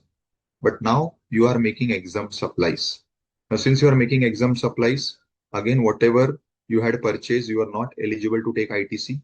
Now, your exempt supplies become taxable because the exemption notification is amended, because of which your goods services are removed from the exemption. So now they become taxable. Again, in this case, whatever inputs are there, they are fully allowed. And whatever capital goods are there, they are allowed after doing this adjustment of 5% per quarter.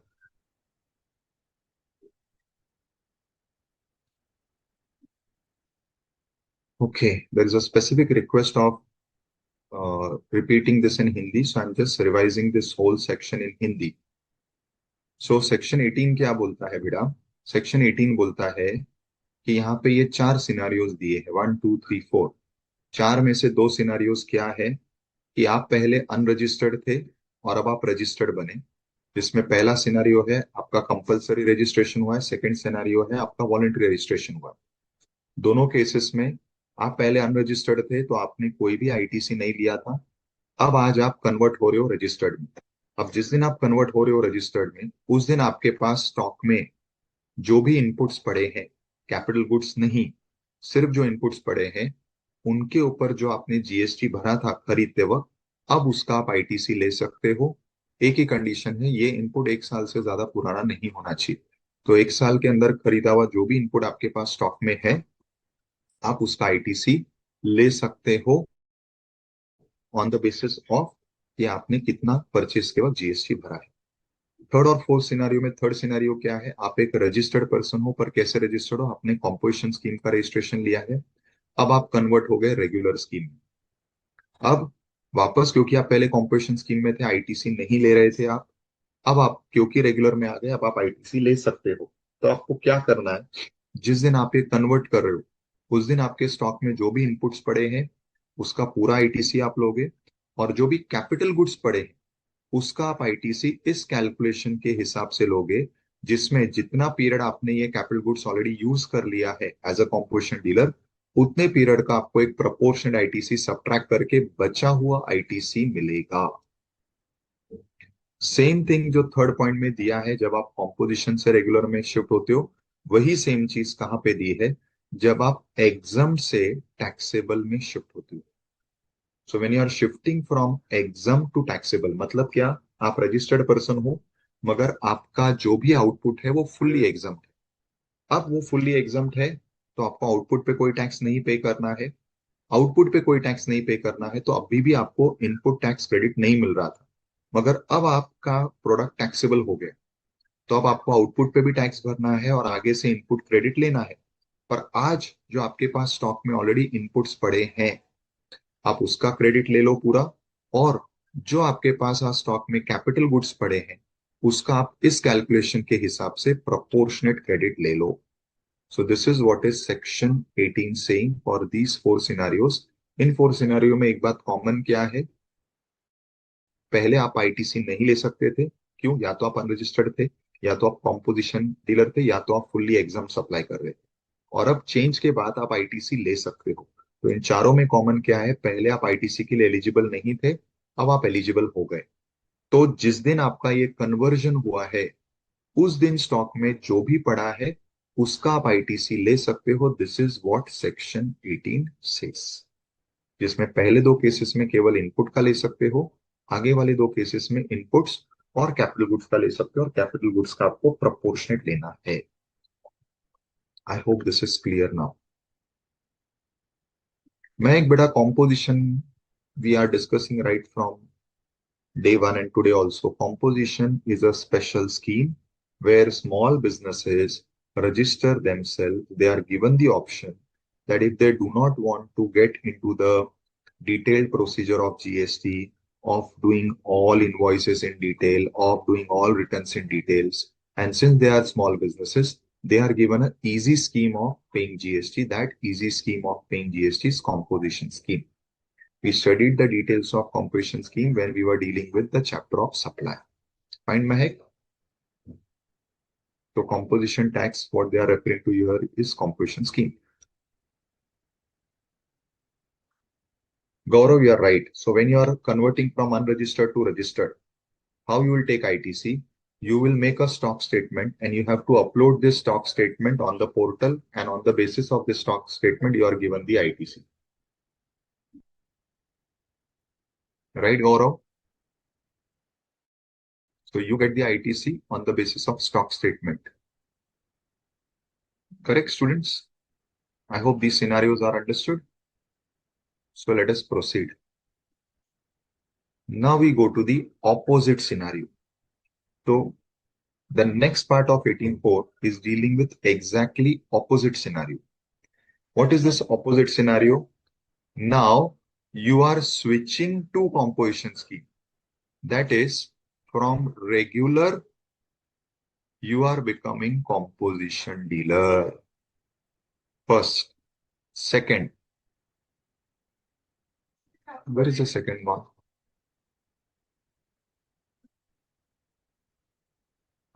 So basically now here, I don't know why the other things I missed.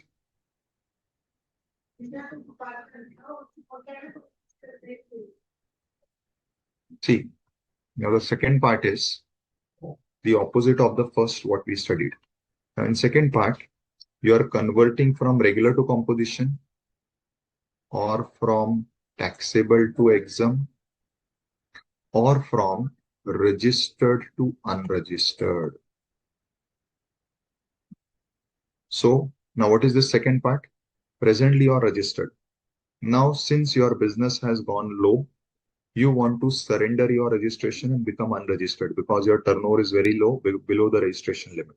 So the law allows you to deregister, that is, cancel your registration. In such cases, you are changing from registered to unregistered. Second possibility, you are operating as a regular dealer. Now, because of lot of challenges in being a regular dealer, doing so many compliances, filing monthly returns, and since your turnover is within the composition scheme limit, you switch yourself from regular to composition scheme. And next possibility, your goods and services are taxable, but let us say a notification comes which makes your goods and services fully exempt. Now, in all these scenarios, what is common? Till now, you were eligible to take ITC. But after this change, you will not be eligible to take ITC. So it is exactly opposite of the previous case. So in previous case, you were not eligible to take ITC. Then after change, you were eligible to take ITC. So you were taking the ITC of inputs in the stock. Now here it is the reverse case. Right now you are eligible for ITC, but after this change, you will not be eligible for ITC. Now in such cases where today you are eligible for ITC, it means you would have already taken ITC on all inputs and capital goods which you have purchased. Now, since you have already taken ITC, But now after this change, you are not allowed ITC. Now what you will have to do, you will have to reverse this ITC. Again, reversal will be on the basis of what? On the basis of these goods which are in your stock. So whatever inputs are lying in stock, you will count that, and whatever is the ITC that you have taken on that inputs, now you will have to reverse it. Similarly, whatever capital goods are there today in your stock, again you have to do proportionate reversal of this ITC on the capital goods. Correct? Now here again, the life is taken as 5 years, and here the calculation is done monthly. So we will take the life to be 60 months. So now for whatever period you have used the capital goods, that period's ITC you will subtract, and the balance you have to reverse. So for example, you are a regular dealer today and you want to convert to composition. Now anyways, today is 26 March. From 1st April, you are converting to composition dealer. In this case, let us say there was a capital item. Let us say some machinery was purchased by you. This machinery was for 5 crores, correct? And the GST on this machinery was 90 lakhs. Now you have used this in your business for 3 years, 3 months. So till now you are using it as a regular dealer. Now after 3 years, 3 months, you convert from regular to composition. Now when you convert from regular to composition, what they say, you'll have to reverse the ITC. Now how much ITC has to be reversed? It is again your total ITC minus ITC for period used. Now how to find this?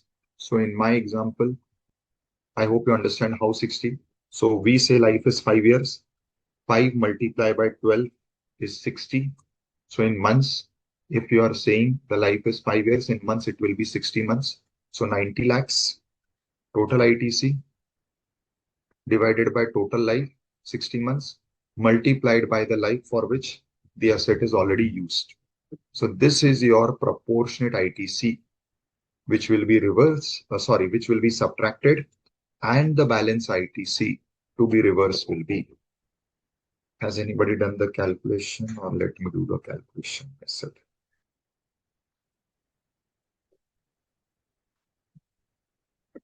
So it is how much? 90 divided by 60 into 39.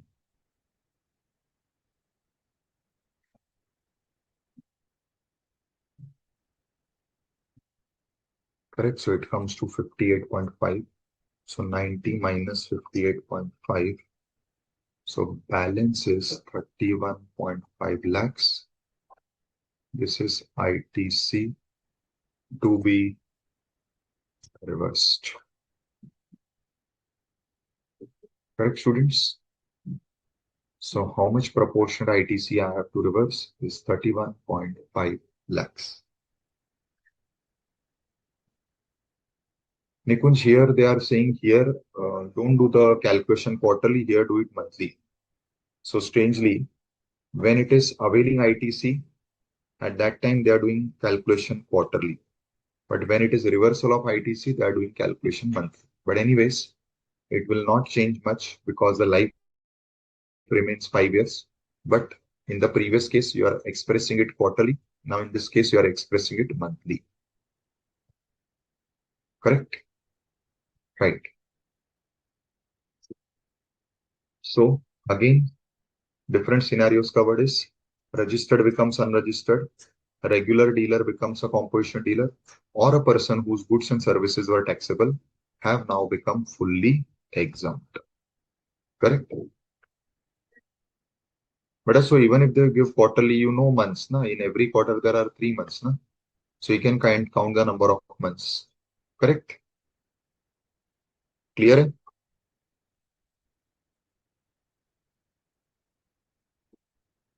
Now, after these vice So versa this yes, proportionate calculation is for which case, sir? Registration to unregistered or regular to but all composition? three cases, all three cases. Okay, okay, sir. So all three cases for inputs and capital goods, both you have to reverse. Okay, sir. Correct?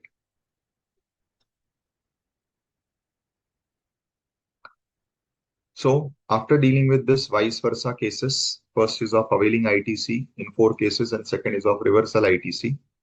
Now we come to a very practical scenario which may happen. What is that practical scenario? You had originally purchased some capital goods or plant or machinery. You have used it for some period. After some time, when this machinery is no more required by you, you have sold this machinery. You have sold this capital goods. Possible? So very common example is that you have sold this capital goods or plant and machinery. Now again, let me take example. Go ahead, purchase some plant and machinery for rupees 1 crore.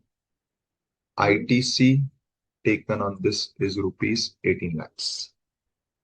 I use this plant and machinery for 2 years and 5 months, and thereafter I sell it. Now I have sold it for 20 lakhs. Correct? So after using it for 2 years and 5 months, now since this is not required by me, I have sold it for 20 lakhs. I hope firstly the scenario or the situation what we are discussing is clear. So I had purchased a capital asset which is plant and machinery. It was purchased for rupees 1 crore at the rate of 18%. The GST came to 18 lakhs, which I had taken as ITC because I was eligible. Then I started using it in my business. I use it for 2 years and 5 months. After using it for 2 years and 5 months, now I don't require this plant and machinery anymore. So I sell it.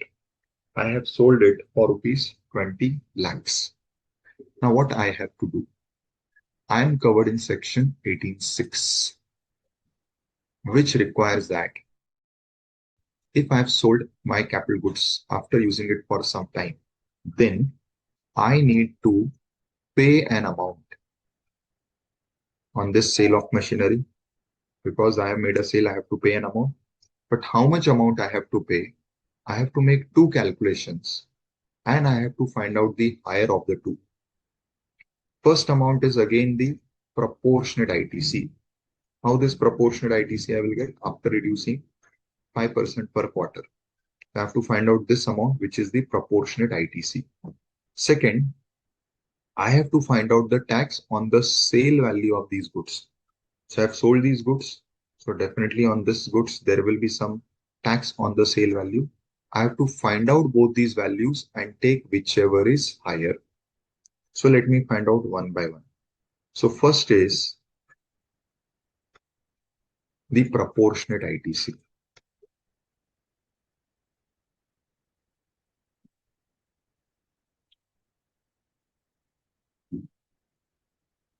Now, how do I find out proportionate ITC?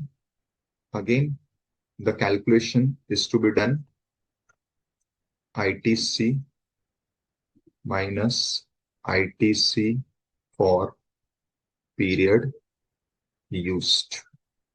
Now, what is my ITC? My ITC is 18 lakhs minus how much period I have used it? I have used it for 2 years and 5 months. Now here they are asking me to do calculation quarterly. Now interestingly, 5 months is not a complete quarter, but they are saying whenever it is incomplete, you have to round it off to make it complete. So firstly, 2 years means how many quarters? 2 years means 8 complete quarters because every year has 4 quarters. So 2 years will have 8 quarters. And 5 months In that, one is complete quarter, one is incomplete. That incomplete is rounded to make complete. So this 5 months will be taken as 2 quarters. So 2 years is making 8 quarters, 5 months is making 2 quarters. So it is 10 quarters.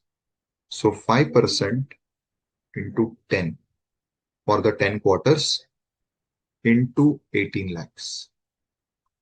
Now this is my first amount, which is the amount of proportionate ITC. How much is this amount I am getting? It is 9 lakhs. So 18 lakhs minus this amount is 9 lakhs. So the balance amount left is 9 lakhs. So my first figure that I'm getting after finding out the proportionate balance ITC is 9 lakhs. Second, what I have to find out is tax on sale of this capital goods. Now, how I will find out tax on sale of capital goods? See, how do we calculate tax? It is simply your value multiplied by tax rate. Now, what is my sale value? I have sold this for 20 lakhs. So 20 lakhs and tax rate is 18%. How much this amount comes to? It comes to 3.6 lakhs. Now, what I have to pay? Now, please understand the scenario. We are discussing a scenario where the ITC was taken by you at the time of purchase. The asset was used for some period, and after using it for some period, now you have sold the asset. So they say you have to pay higher of the two amounts. One is the proportionate ITC after reducing 5% per quarter, and the second is tax on the sale value of that capital goods. So I've computed both. The proportionate ITC which I computed as per their working is coming to 9 lakhs, and the tax which I've computed on the sale of this is coming to 3.4 lakhs. So out of this, whichever is higher is the amount which I have to pay. So effectively, I have to pay this amount, which is higher of the two earnings. This is what is given in section 18.6, read with two rules. One is rule 40 bracket 2 and the other is rule 44 bracket 6. Students, is this clear to all?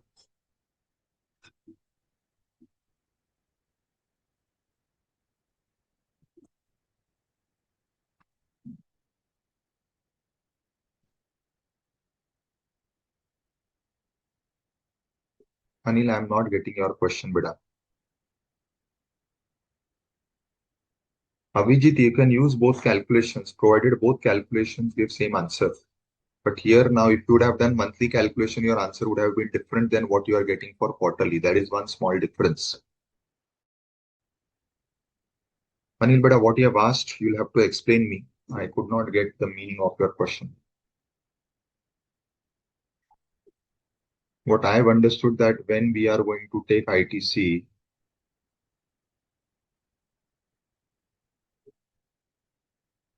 Sushmita, what you said is why not reverse proportionate ITC and pay tax on sale, because then it will be double, na?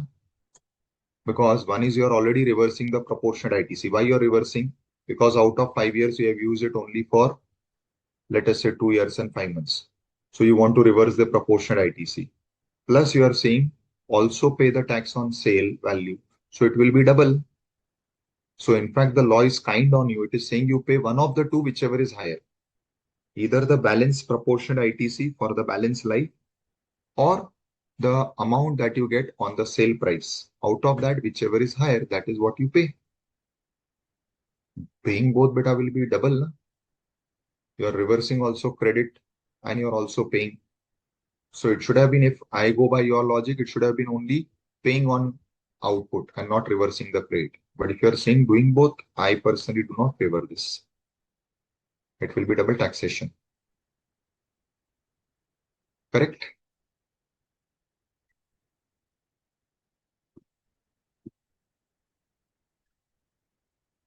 Okay, great. Now, what else is given? They say that ITC pertaining to the remaining useful life of the capital asset should be computed separately for CSI. Now, what it means, see, at the time of taking credit, the credit will not necessarily be 18 lakhs. It will be 9 lakhs CGST, 9 lakhs SGST, for example, if it is intrastate. If it is interstate, it is total 18 lakhs. So while reversing also, if let us say while taking credit, it was 9 lakhs CGST, 9 lakhs SGST. So they are saying that do this calculation separately for CNS. In short, it will be half-half. So you need not do it separately. You can, after doing this, make it half-half. But this is what they are saying, that the calculation has to be done tax-wise. Then, where the amount of ITC remaining so determined exceeds the tax payable on the transaction value, such amount need to be paid. So obviously, in my example also, the balance ITC is excess of the tax payable. So as per the law, what has to be paid? Such amount, that is this excess ITC remaining has to be paid. And how it will be paid? You simply add it to your output tax liability. So in short, whichever amount is higher, even if the ITC balance is higher, you will treat it as your output tax liability and you will show it in your returns as your output tax liability. Now, an important point, if your capital assets are refractory bricks, molds, dies, jigs, fixtures, and they are sold as scrap, then you don't have to do whichever is higher. You have to simply only calculate one amount, that is the tax on transaction value. So in short, for these items, that is refractory bricks, molds, dies, jigs, and fixtures, for these capital goods, the above rule of taking whichever is higher does not apply. In that case, you have to only find out this one amount and pay it. So that is one, you can say, small exception to this rule. No, Anil, your first point itself is wrong. You say we generally claim ITC on capital goods on proportionate basis. We never read this anywhere. If you are purchasing machinery, here in my example also, what did I say? I purchased machinery for 1 crore. I paid GST of 18 lakhs. I took entire 18 lakhs. So where am I taking proportionate ITC in the first place?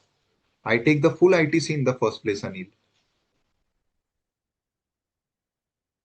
And that is why there is a need for reversal. Correct, no? Only when you are falling in those special cases where you have already used the asset as composition dealer or as an exempt businessman, and now you shift your business into regular business or into taxable, there you take proportionate ITC on capital goods. But those are special circumstances. In all regular cases, normal cases, you have taken ITC full at the start. And that is why now this proportionate reversal is required. ठीक है ना? Okay. Note, under Rule 44.6, ITC involved in the remaining useful life in months of the capital goods is reversed on pro rata basis, taking useful life as 5 years. Okay. Now coming to the next scenario, which is a simple scenario. What is this simple scenario? There is a change in constitution of the person. Now, what is change in constitution? Simply, I have sold my business to you. So now the owner is changing. Till today, I was the owner. From tomorrow, you are the owner. Or I have done merger, demerger, amalgamation of my business. In short,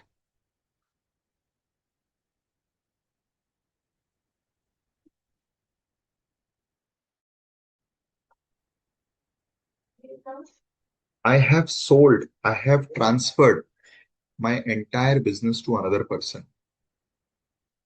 Now, in this case, when I'm transferring my entire business to another person, interestingly, what I'm transferring, if I talk in terms of balance sheet, I'm transferring my assets and liabilities fully.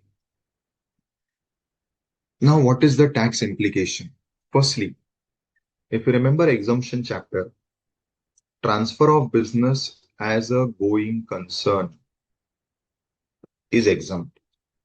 So, if Mr. A, now this Mr. A may be individual, HUF, company, firm, whatever, is selling its business to B, how? By way of sale, merger, demerger, amalgamation, by whatever form, if one person, one business entity is selling its running business, that is a business which is a going concern, to another business entity, then what it is doing, it is selling the entire business lump sum, which we also call as slump sale.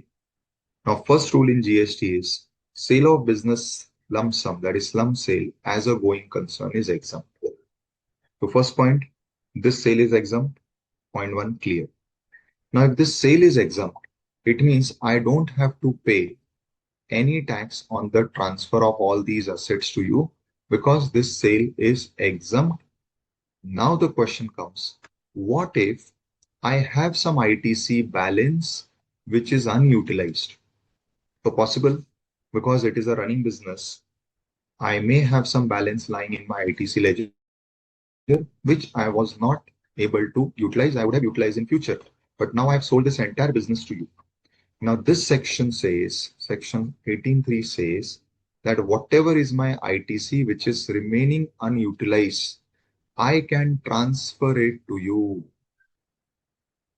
Only condition is I should have transferred my entire business, which includes assets and liabilities both.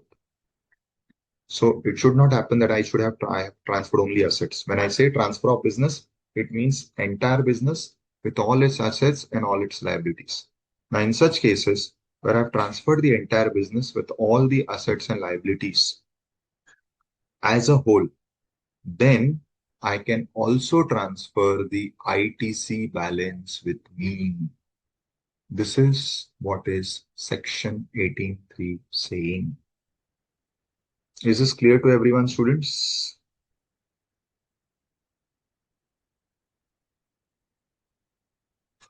Yes, students, is this point clear?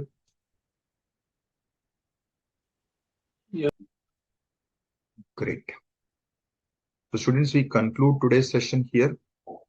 We stop over here and we continue with remaining sections in the next class. Sir, Fine? I have a doubt, sir. Yes. Sir, under reversal of ITC on switching to composition levy, sir, under Right. that, you gave us one example, no, sir. Like 90 lakh will be the 90 lakh of GST, ITC, what we had. The Correct, balance sir. which is left after subtracting this. Okay, but in the third case, in the third one, supply of goods or plan when they are making sales, in that case also whatever balance is there or the sales of sale tax Tax on the on the sale, sale price. whichever is higher we are paying, Correct. right, sir? Okay, sir, thank you. Perfect. Abhijit is asking, is ITC our asset? Yes, but ITC is always your asset. It is a debit balance, so it appears as an asset in your books. Samiran sir, in 18.1 point number 1, how do person take ITC of stock when it doesn't have the GST and to provide supplier at the time? So that is why, beta, somebody also had asked this question. You will upload the stock statement, and whatever is the stock as per your stock statement, you will take the ITC. Sir, ITC transfer कैसे करते हैं? Sale invoice issue करते हैं क्या? No, beta. For transferring this ITC, the portal has given a special form ITC02. In that special form, which is called as ITC02, you fill in the details of your stock and the ITC amount. And when you upload that form, then ITC will get shifted from my balance, from my ledger to your ledger. Correct? But at 12 threes are 36 because 3 years and 3 months. Aditya. So if 3 years and 3 months, total how many months it will be? It will be 39 months. Na? Samiran, from whom we get ITC? From the seller. Seller is transferring the business. So seller's ITC balance will be transferred to you. Correct?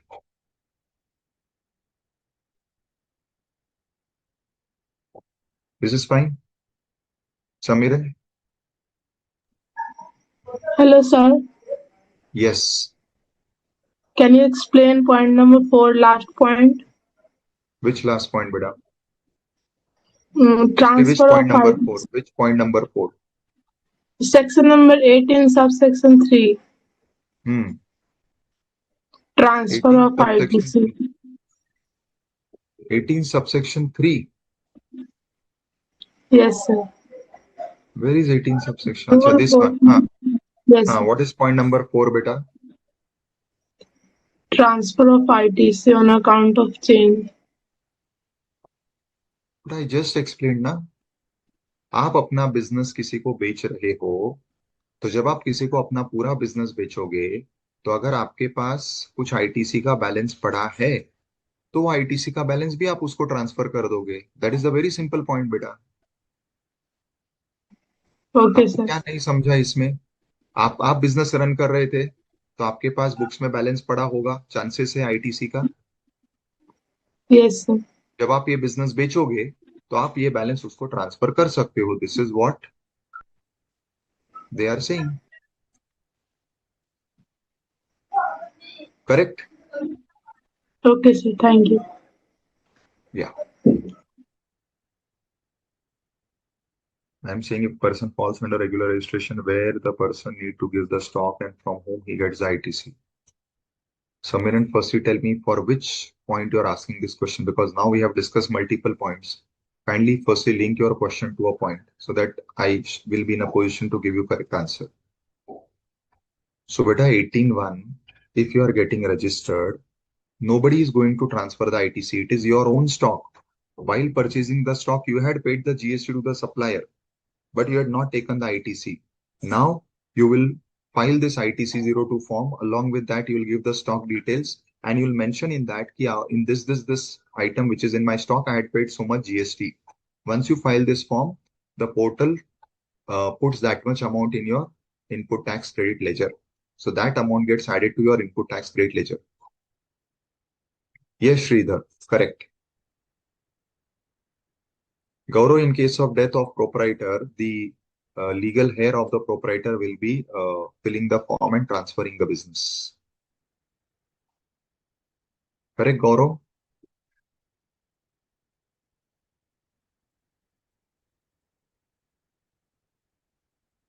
Yes, correct, Samiran. Great.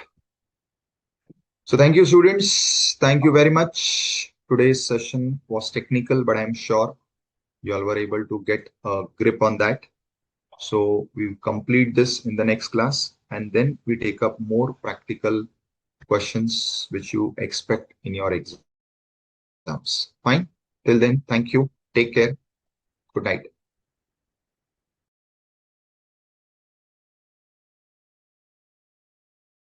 Recording stopped.